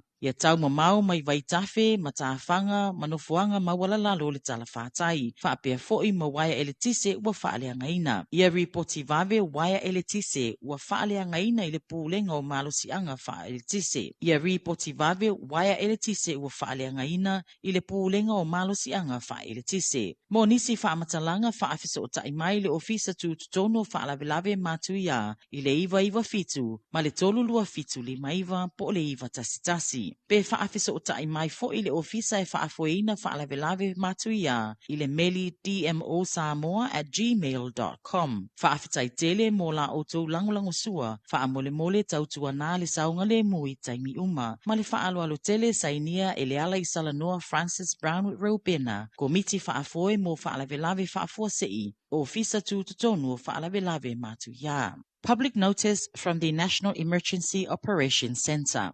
Severe weather conditions and high risks of landslides, river and marine coastal flooding and strong wind impacts. Severe weather, current situation. 1. Rainfall. The majority of weather stations across Samoa have recorded rainfall amounts exceeding the 100 millimeter daily threshold for heavy rainfalls since Wednesday, 19th of February 2025. 2. Marine. Marine observations around Samoa have recorded wave and swell heights fluctuating between 4 and 4.5 meters, exceeding the 3-meter wave height threshold. 3. Wind observational data recorded wind speeds ranging between 55 to 60 kilometers an hour with higher gusts reaching 70 kilometers an hour since Tuesday, 18th of February 2025. Impacts. In response to the continuing severe weather conditions and impacts, the National Emergency Operations Center was activated on Thursday, 20th of February 2025 at 8:30 p.m. The NEOC urgently advises of the following high risks and precautionary measures for public safety. High risk of landslides. Residents living in high-risk areas, including commuters using public roads, are strongly urged to take necessary precautions to ensure safety. Residents are further advised to relocate to safer locations away from areas vulnerable to landslides. The use of public roads along vulnerable areas, particularly the East Coast Road of Upolu, Lauli'i, Luatuanu'u, Solosolo, Ewa Sauluafata, and Lemafa,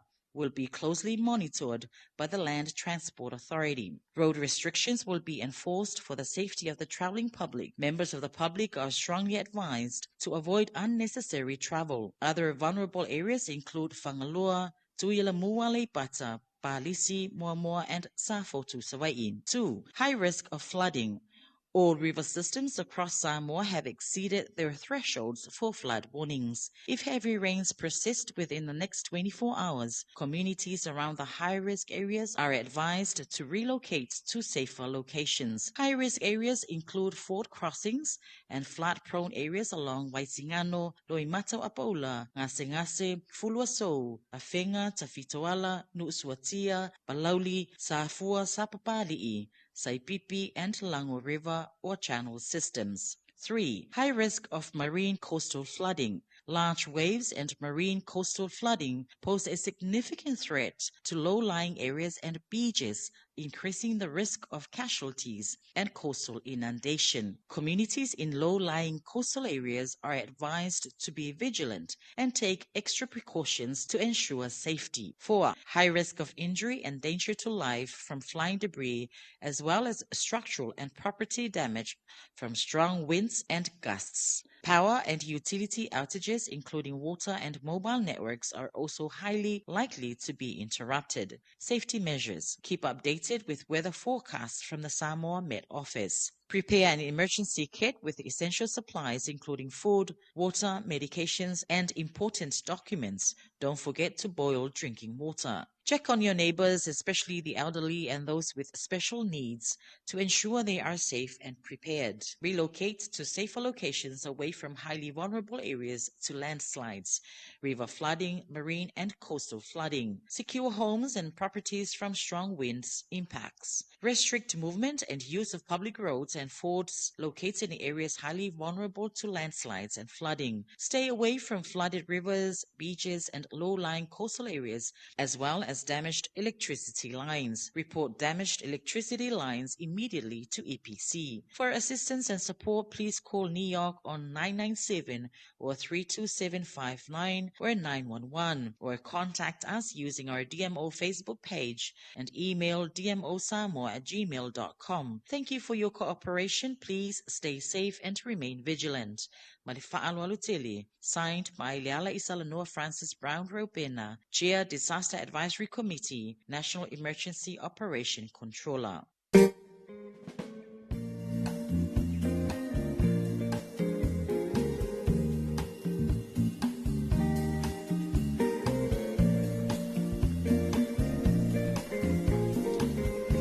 Ya, ole nana whaafonga mai lo tātou atu no o le whaasisilanga na mai le whaala ofisa o le whaala lave matu ia tutupu whaafo sei.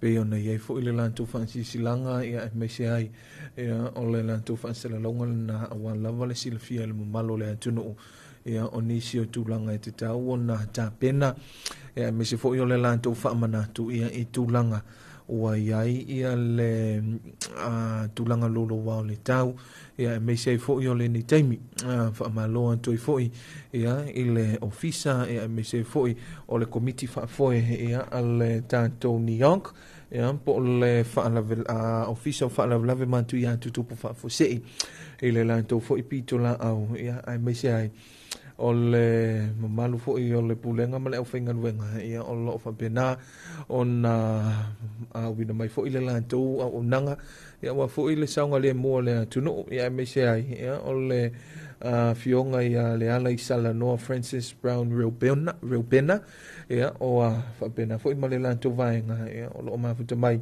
ia amana o miesef so soani pe ona ta ua ele tanto Francis Silanga ia o wa ye numero na mfai ona fafso ta i o le iva fitu ia fatasi ma le iva tasi ia o numero e mfai on silafia ele atuno ia mai sai foi ia le numero tolulu fitu lima iva ia o numero na mfai ai ona e vala au ia wa lava le tulanga ia pe amana o mia le fiso soani ia mo le tanto wantunu ai mai se lava ia ile nei taimi o le nei ua luasu ma valo minute wa te aile le se fulu ia te lua minute na afa le se fulu ilunga le tautua ma le unanga le si ufongo sa mo le tu ipi ai o lo fa pena lava na tanto iai ile tanto pol kalame o lo fa anga ia ua te tala tu i fo i ma le laina lua te si falua o lo te si falo lua fai fo yo na vala au mai ia mo molia lo faanga ile ngata ia tantu ainga ia o lo lalampa pa au isa monei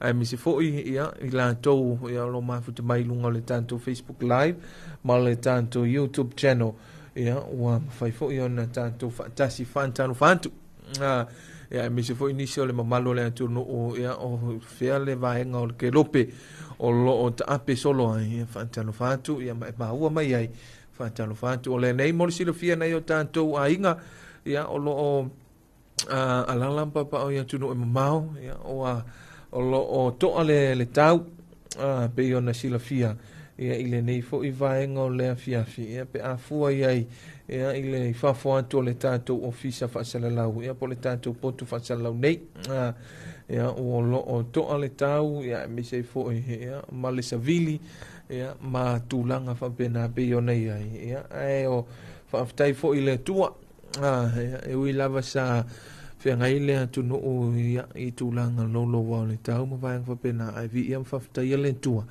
ia o le nei wa mo si nei masele ia me se ai o le tulanga e fa pena ai ona tanto no fo ia ma wai fo ia ma tanto file mo ai le nei po ia o fa pena lava na tulanga na iai ai me se ai o le tele na vai ia le ma ulu vai nga fa pena ia wale to vai lava pe na masani ai ia e pe na ele po na po ai le pe ale to fa fofonga mai o le tanto wantu no ia to tu ina to le tanto tala le tau ia fa mawina le official vai tau ia ma tu fantasia ma tu ina mai talo le tau mo vaenga sa moa fa mawina le official le tau le tu lai a fale lima le afia finei a se tona e luas fulmale lua o Februari lua fe lua se fulmale lima wingo le tau o le vaenga fa tu pla o feta ia ingo sa vili matimunga o lo utopea i lunga o sa moa mai au maia au sa vili e malolo si o le la ito e lau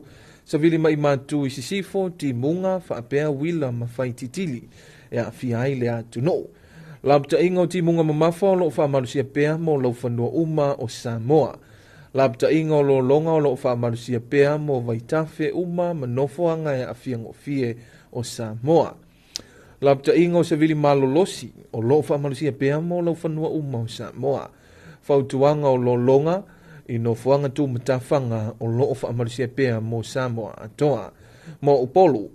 Vaenga matu i sifo fa apia manono po nei. E ta ape solo ai timu ma e mamafa ai pupu ui nisi o taimi. Whaapea wila mawhai titili e malolosi ma whaatautau sa vili. Se vainga i le vainga i se sae sau te sifo, ale i pata sa fantasi umulefanga, mole bonei, e ta ampesolo ai timu ma e mamafa a e pupu i nisi o taimi, whaapea wila mawhai titili e malolosi ma whaatautau sa vili. Talo tau mo sa vai, vaenga sae matui sae sa le longa sa le aula, mole bonei, e ta ampesolo ai timu ma e mamafa ai pupu inisi o taimi whaapea wila mawhai titili e malolosi ma whaatautau sa vili. Ma tui sifo a wawa sau whale a lupo mole bonei e ta ape solo ai timo ma e mamafa ai pupu inisi o taimi whaapea wila mawhai titili e malolosi ma whaatautau sa vili. Saute, se va ingai saute palauli lata ne yafu mole bonei e ta ape solo ai timu ma e mamafa ai pupu inisi o taimi whaapea wila mawhai titili e malolosi ma whaatautau sa vili ia mole nei fo ia fiafi.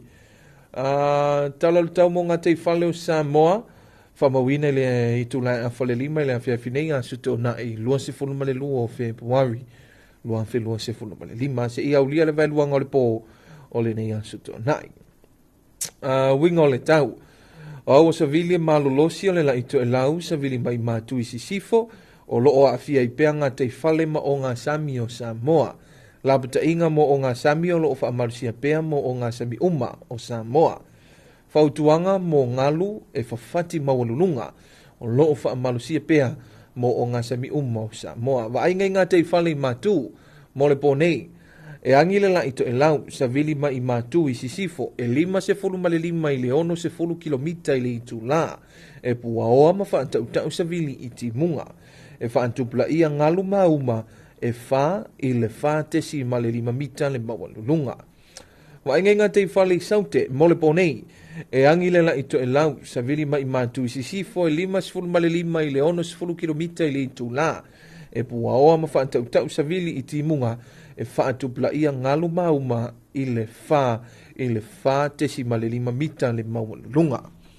O le nau whafonga mailo tātou wantuno i le tātou talo le tau pe yo na whafonga mai ai awa lava le nofo sila fia lo tātou wantuno o le talo le tau pe yo na tu fantasia ma saunia ma awina mai le official wa ai tau le ana whafonga ilo tātou wantuno pe yo na whamawina le tulai afa lima i le afiafi o le so o le ai le si on whaopoponga po o si update fo o le tātou tala i le tau i le afa o le sefuru ma le tasi i le afiafi nei o whianga i fo i le tātou wantuno i malo longa ai mese fo i o whaasepsonga o le nei afiafi tari tonu o a to tele na fo i le atuno i tongo to whanga ai mese ai o le nei po matulanga uma ai o le tau tua masani lava ia le tuaipi whapenao na longo pu ia lii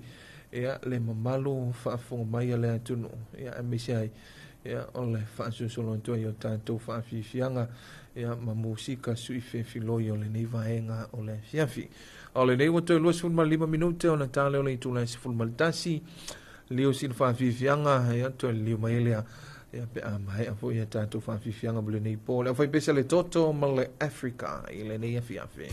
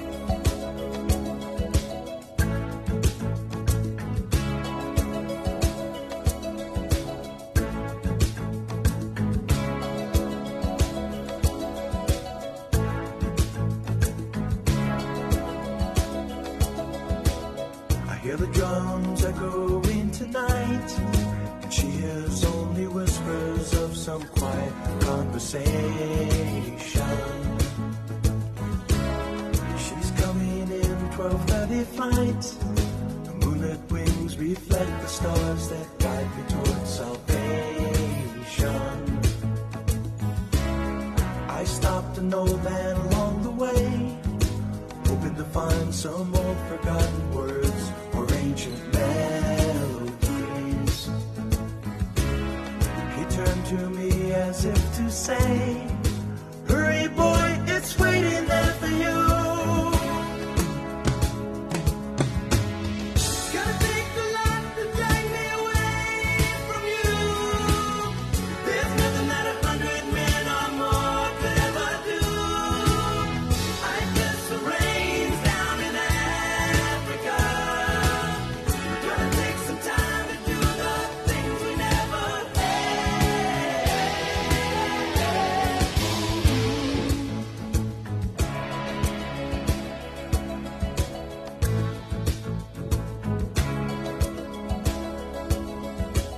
The wild dogs cry out in the night as they grow restless, longing for some solitary company.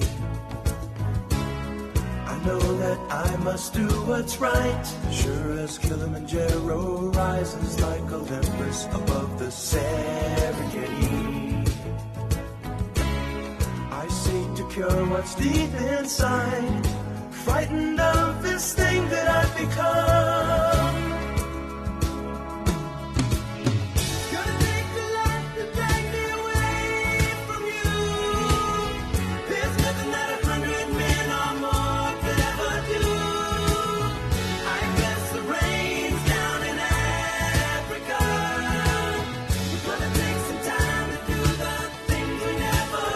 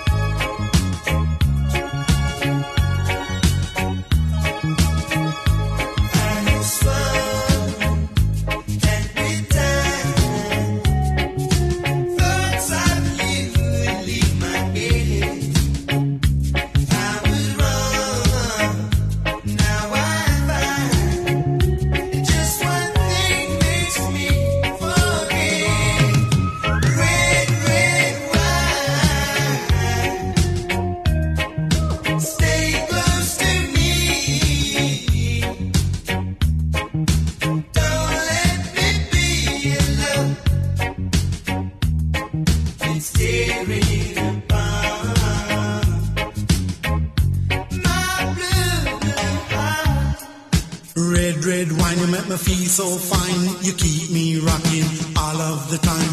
Red wine, you make me feel so grand. I feel $1 million when you're just in my hand. Red wine, you make me feel so sad. Anytime I see you go, it make me feel bad. Red wine in a 80s style. Red wine in a modern beat style. Yeah.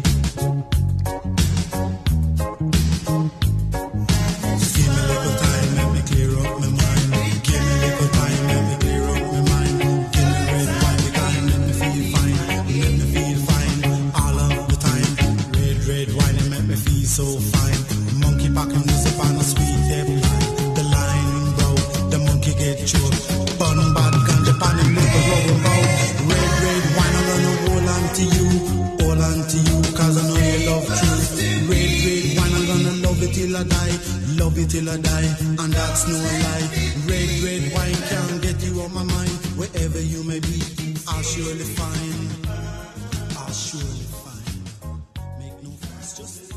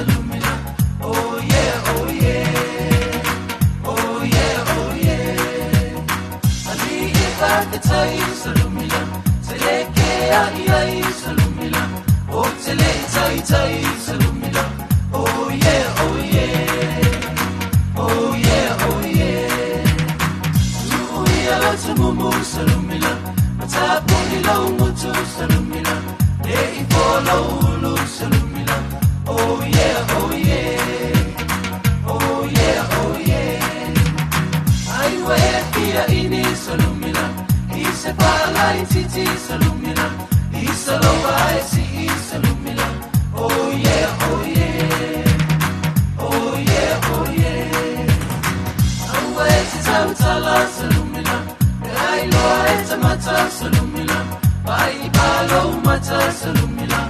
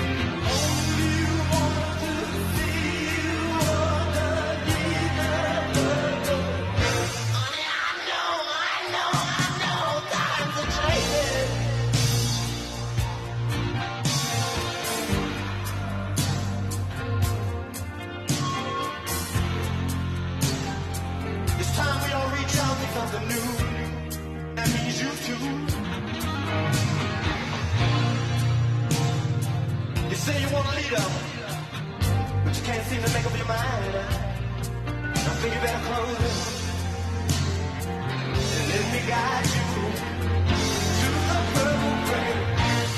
Purple rain, purple rain, yeah, yeah.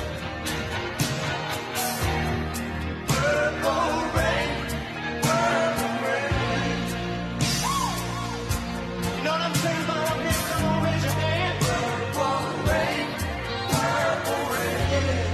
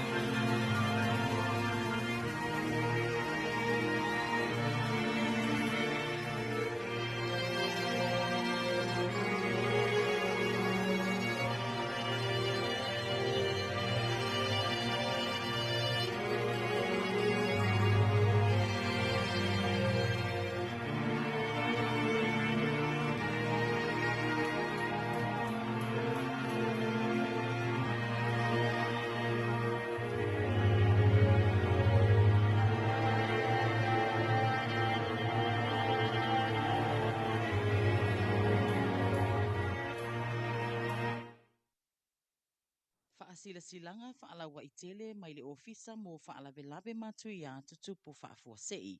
Tūlanga lo wao le tau maona afianga o ngaunga e au fiai ele solo, lo longa mai vai tafe, ma le sami inofuanga mawala lalo whaapea savili malolosi. Winga lo wao le tau, mua timunga mamafa. Ua whaamawina mai le tele o fua timu le ova atu ma le selau milimita le sua timu maua i le aso o le tapulaa mo timu nga mamafa. Talu mai le aso lulu se fuluiva o Februari lua afe lua se fululima. Lua, o ngā sami ma le ngā taifale. Ua whaamawina le mawalulunga o ngalu mauma i le wha tesi ma le 5 mita pe a wha atusa i le tapulaa e 3 mita mo lapata ingo o ngā sami ma ngā taifale. Tolu, savili mamatangi. Whaamawina le malolosi o le savili atusa ma le 5.5 i le 1.0 kilomita i le itula. Ma savili tō whaatautau e o atu le malolosi i le 7.0 kilomita i le itula i le aso 2.8 Februari lua afe 2.5. A afianga, o le aso tofi 2.0 Februari lua afe 2.5 i le afo le valu i le afiafi na tatala aloa ia ai le ofisa tu tutonu mo whaalave-lave matu ia. Ona o le whaawawai pea o tūlanga lo wao le tau mo na afianga. E whautuaina le mamalu o le atunu i vaenga nei. A afianga o ele mama solo. E whautuaina le mamalu o le atunu o lo no foia no fuanga ma ale whaapea le au whemalanga i au wala. Ina ia whaaitete mamata i tū le saunga le mui taimi uma. E lapata ia foi le mamalu o lo no foia vaenga e ono tūla i mai ai ele mama solo. Ina ia whaamautu ini no fuanga talawhea ngai ma saunga le mu. O le a mata i tū e le pūlenga o whila ua inga i le lau ele le LTA. Le awala tele anga i sasae a mata atu i laulii lua tua nuu solo Eva Saulua Fata se ia o atu i le mafa. Ma o le a whaititia whemala ngā inga mo le saunga le mu. E whautuaina le mamalu o le atunu whemala ngā ina ia tuititia le soona whio ai se ia vanga nā mafuanga tatau ona o le tūlanga ma ale mai ele mama solo. O isi no fuanga ma ale e au fiai whangaloa tu ia la mu ia le pata o no fuanga mawalulunga i pālisi moa whaapea sa fotu i sawai. Lua, a afianga o lo longa. Ua whaamawina tā whenga malolonga i vai tawhe uma o le atunu, ma a whaawau timunga mamafa i tutonu le 2.5 tūla, o le a whaatupula ia lolonga ma a whianga i no fuanga lo fiango fie. O lea e whautua inai a inga ma fioanga i no fuanga ma ale, ina ia whaamautu i no fuanga mawalulunga, ma saunga le mu mai lolonga. O nisi o no fuanga ma ale e au fiai no fuanga mawala lalo, i ta whaavai o vai tafe ma la vai e pei o le vai singano lo i matau apaula, ngase, fulua sou, a whenga, ta fitoala, no usua tia i upolu whaapea palauli, sa fua, sa papalii, sa i pipi malano i savai. Tolu wa a fianga mai lolonga i ngā taifale. O a uma mangalu mawalulunga whaapea lolonga i le tala whātai, e ono lama tia ai le soifua ma a fiai ni no fuanga tu matahawhanga. E whautua ina i le mamalu le atunu olo ono nofo e lata i le tala whātai, ina ia tau mamau mai nei no fuanga mo le saunga le mu. E whautua ina fo i le au tautai ma le au whangota o le atunu, ina ia wha mua le saunga le mu, ma le puipuinga o le soifua, ona o le lolo wa o le tau. Wha, a afianga i le saunga le mu ma le whaaleanga ina o mea tōtino. E whaatupula ia le ono la vevea ma a fia le soifua, mai vaenga e ono whaaleanga ina mai savili malolosi, ma savili tō whaatautau. E ono a fia i foi mau au nanga tau i le eletise, sua vai, telefoni ma feso o tainga whaatekonolosi, pe o le interneti. Whaatinonga mo le saunga le mu. Ia mataala ma sila fia tūlanga uma i le tau ma fautuanga e tuina atu e le ofisa o va ai tau. Ia tapena se ato mo whaalave-lave whaafua sei, tuulele iai vaenga nei. Tau mafa, vai, whala au mo le soifua malolo ina, whaamau maunga tā ua maisi. Awa ne ingalo e whaapuna le le swa vai. Feso o tai i o tua oi ai maise nai a inga o lo iai tangata mātutua, malato e iai a afianga tu mau ia mautinoa o lo saunga le mu. Ia tu ua no fuanga ma ale malamatia mai i ele solo malolonga, aia ngai no fuanga saunga le mu. Ia whaamautu fale ma mea tōtino mai savili malolosi mamatangi. Ia whaititia fo ile so ona whemala ngai awala tetele ma awala sima, ino fuanga ma ale mai ele solo malolonga. Ia tau mamau mai vai tafe, matawhanga, manofuanga mawalalo le tala whātai. Whaapea foi ma waia ele tise ua whaaleangaina. Ia ripoti vave waia ele tise ua whaaleangaina i le pūlenga o malosianga wha ele tise. Ia ripoti vave waia ele tise ua whaaleangaina i le pūlenga o malosianga wha ele tise. Mo nisi whaamatalanga whaafisa o taimai le ofisa tūtono whaalavelave matuia i le iwa fitu, ma le tolu lua fitu lima iwa po le iwa tasitasi. Pe whaafisa o taimai fo i le ofisa e whaafoeina whaalavelave matuia i le meli dmosamoa@gmail.com. Whaafita i tele mo la o tau langolango sua, whaamole mole tautua nā le saunga le mui taimi uma, ma le whaaloalo tele sainia e le ala i salanoa Francis Brown Rubena, komiti whaafoe mo whaalavelave whaafua sei, ofisa tūtotonu whaalavelave matuia. Whaasila silanga whaalawa i tele mai le ofisa mo whaalavelave matuia.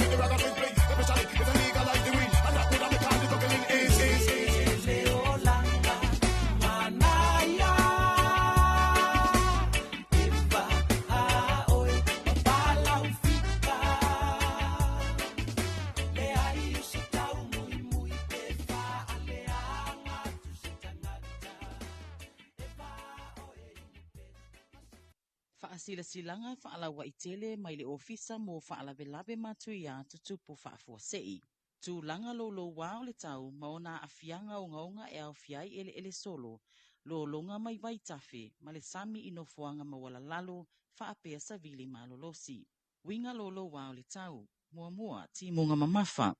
Ua whaamawina mai le tele o fuatimu le ova atu ma le selau milimita le sua timu maua i le aso o le tapulaa mo timu nga mamafa. Talu mai le aso lulu se fuluiva o Februari lua afe lua se fululima. Lua o ngā sami ma le ngā taifale. Ua whaamawina le mawalulunga o ngalu mauma i le fā tesi ma le 5 mita pe a whaatutatusa i le tapulaa e 3 mita mo lapata ingo o ngā sami ma ngā taifale. Tolu, savili ma matangi. Whaamawina le malolosi o le savili atusa ma le 5.5 i le 1 kilomita i le itu la. Ma savili tō whaatautau e o atu le malolosi i le 7 kilomita i le itu la i le aso 2 Februari lua afe 2.5. A afianga o le aso tofi 2 Februari lua afe 2.5 i le afo le valu i le afiafi na tatala aloa ia ai le ofisa tu tutonu mo whaalave-lave matu ia. Ona o le whaawawai pea o tūlanga o lo wao le tau mo na afianga. E whautuaina le mamalu o le atunu i vaenga nei. A afianga o ele mama solo. E whautuaina le mamalu o le atunu o lo ono foia no fuanga ma ale whaapea le au whemalanga i awala. Ina ia whaaitete mamata i tū le saunga le mui taimi uma. E lapata ia foi le mamalu o lo ono foia vaenga i ono tūla i mai ai ele mama solo. Ina ia whaamautu ini no fuanga talawhea ngai masaunga le mu. O le a mata i tū ele pūlenga o whila ua inga i le lau ele le LTA. Le awala tele anga i sasae a mataatu i laulii, lua tuanuu solo, eva saulua fata, se ia o atu i le mafa.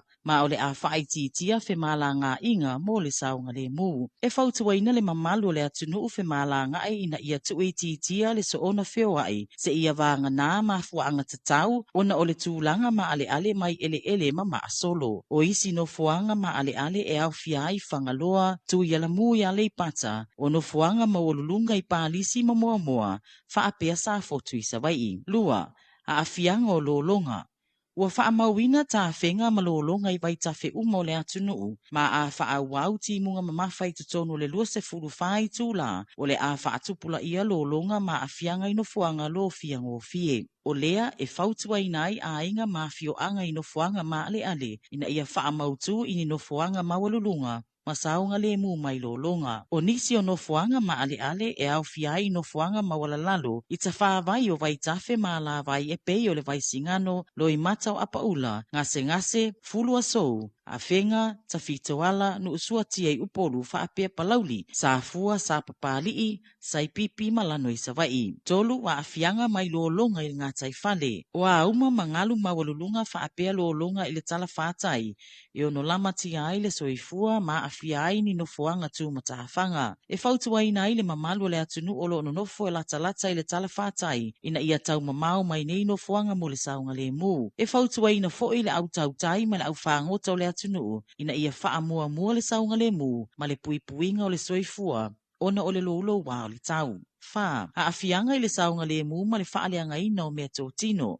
E whaatupula ia le ono la vevea ma a fia le soifua, mai vaenga e ono whaaleanga ina mai savili malolosi, ma savili tō whaatautau. E ono a fia i foi mau au nanga tau i le eletise, sua vai, telefoni ma feso o tainga whaatekonolosi, pe o le interneti. Whaatinonga mo le saunga le mu. Ia mataala ma sila fia tūlanga uma i le tau ma whautuanga e tuina atu e le ofisa o va ai tau. Ia tapena se ato mo whaalave-lave whaafua sei, tuulele iai vaenga nei. Tau mafa, vai, whala au mo le soifua maloloina, whaamaumaunga tā ua maisi.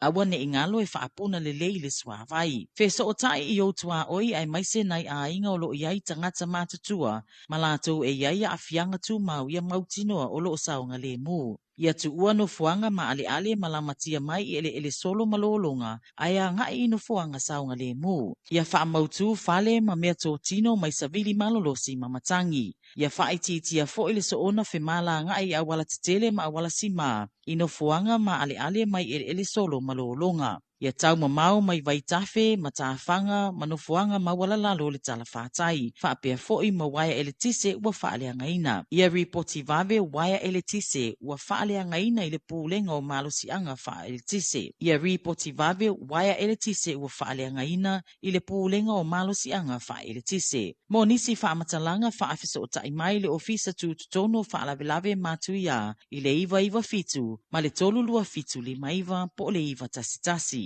Pe whaafisa o tai mai fo ile ofisa e whaafoeina whaalavelave matuia ile meli dmosamoa@gmail.com. Whaafitai tele mo la outou langulango sua, whaamole mole tautua nā le saunga le mui taimi uma, ma le whaaloalo tele sainia ele ala i Salanoa Francis Brownwood Robena, komiti whaafoe mo whaalavelave whaafua sei, ofisa tu tutonu whaalavelave matuia. Public notice from the National Emergency Operations Center. Severe weather conditions and high risks of landslides, river and marine coastal flooding and strong wind impacts. Severe weather, current situation. 1. Rainfall. The majority of weather stations across Samoa have recorded rainfall amounts exceeding the 100 millimeter daily threshold for heavy rainfalls since Wednesday, 19th of February 2025. 2. Marine. Marine observations around Samoa have recorded wave and swell heights fluctuating between 4 and 4.5 meters, exceeding the 3-meter wave height threshold.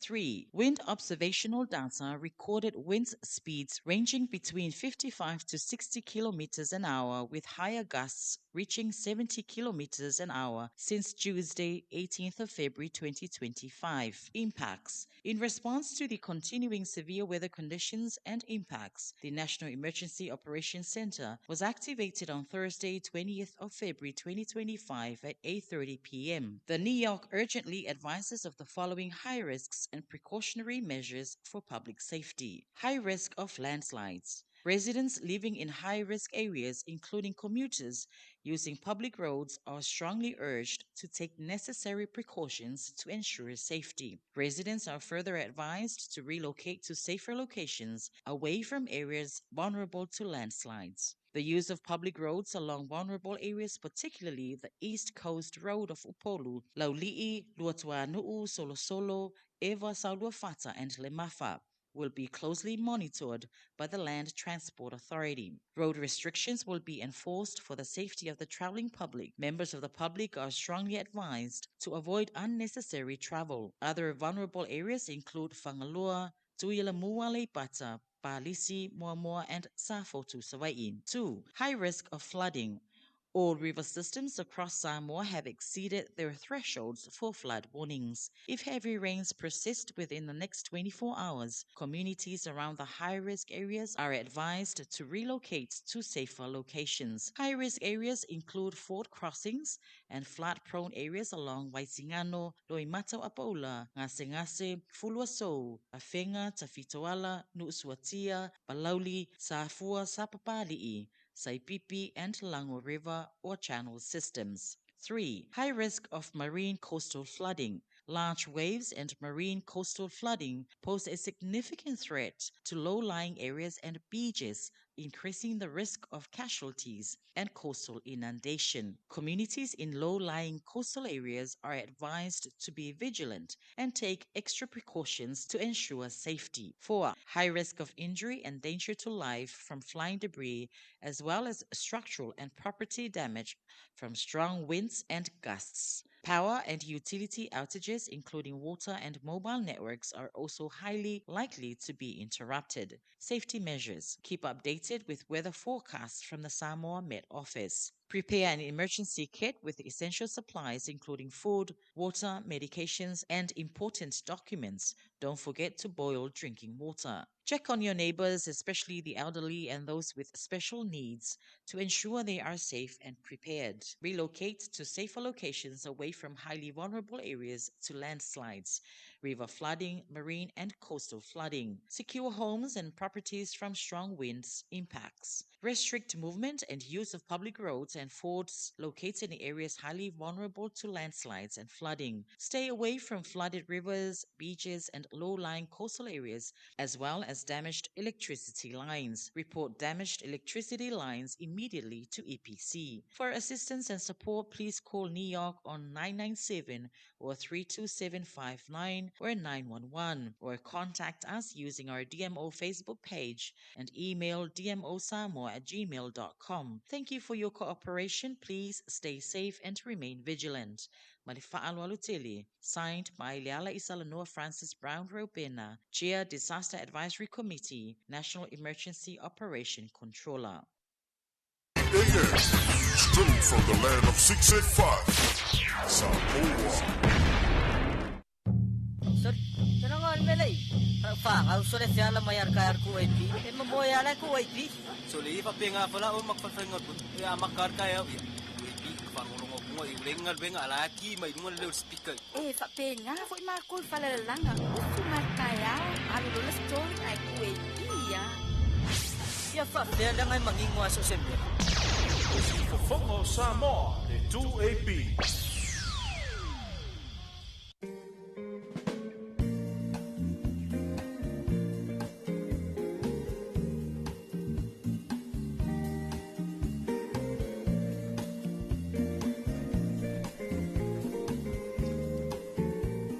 Le nana whaafonga mai lo tātou antu no oi le whaasisi langa le nā mai le ofisa o whaalawlawe matu ia tutupu whaafo sei.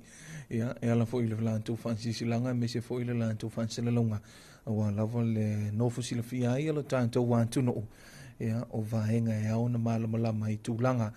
Ia, o ngā luenga ia me se fo i ia o nofoanga mga vahenga o le antu no.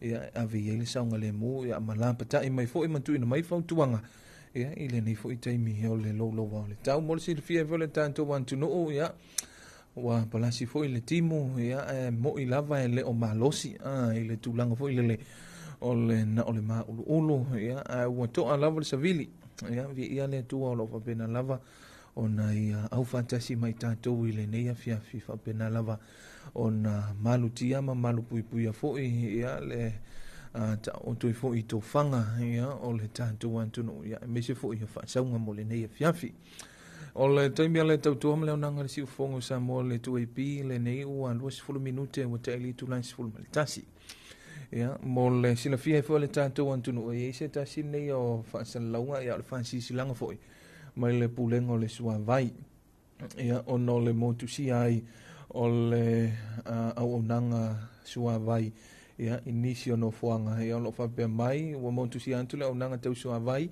ia o to mo te malawa o no afianga o le au nanga tau ele tise o lo fa o lai pa mu vai ale pulenga o lo ngalu ele malu si anga tau ele tise fa le ia le antu langa le malu fia inisio vai o vai ngole antu no o afia ia le motu tele isala fai sa vai o lano anga iantui a opo a sau anga iantui santu paitea ai o upolu nei ia o matautu lonto fanga fa pea maali panta ia o nisi nao vaenga ia ua tu ina mai fo ia le vaenga o le pulenga tau sua vai ia o la lava le longo pu li o le malu le antuno ia ma bantu fo le fa manatu ia fa apale le vai ia e mesi fo ia fa apuna le le sua vai mateu malu ia wa fo ia le fofonga tau mafa ale tanto wantu no ia mo le fia ai ia wa sau foi ia le tabulunga ai o le tanto por kalame ia o lo fa anga mo le nei fiafi paulo matou te talo fa manuia le tu ele nei po ia fa manuia foi le tu ele fenga ia foi o le tunu misi Samoa ia mamalo longa ia matofanga foi o le nei po sau se taimi tanto filo ai le so fo wa tai au ia tātou lufale le malu tāpua i o le tua wale su sapa ia sula ina lona lofa malona anga lelei ai whamanuia le tua se upu foi se tala o se whamtalanga foi o papa i lau whaafofonga anga Samoa malu a vei fale o tau finangalo upu lavo le antunu ia e ponto lava le tautai ai le atoa hi au lona waa whamangalo mai foi le au auna pe a whai wa se tulanga ua le tautamali i lau whaafonga ia e matua antu ina ia e le atoto fo i le whaatino ina o ngā ruenga e manu te le ina malolonga ia me se fo ia o le neia fiafi ia e whaapena lava o na tu ina atu a tātou whaasisilanga ta i tolu ina pe mo le mamalo le tunu e ala ile tanto o nanga luas fulfai tu la mo le nei afia wa lava tu langa o le tu ina tu o le tanto bi ponti o le tau ia ma longo pu ia li pe lo tanto wa tu no o mo le te minei manu te le ina malo longa ma fa se usonga o le nei po ia fa to fa se fo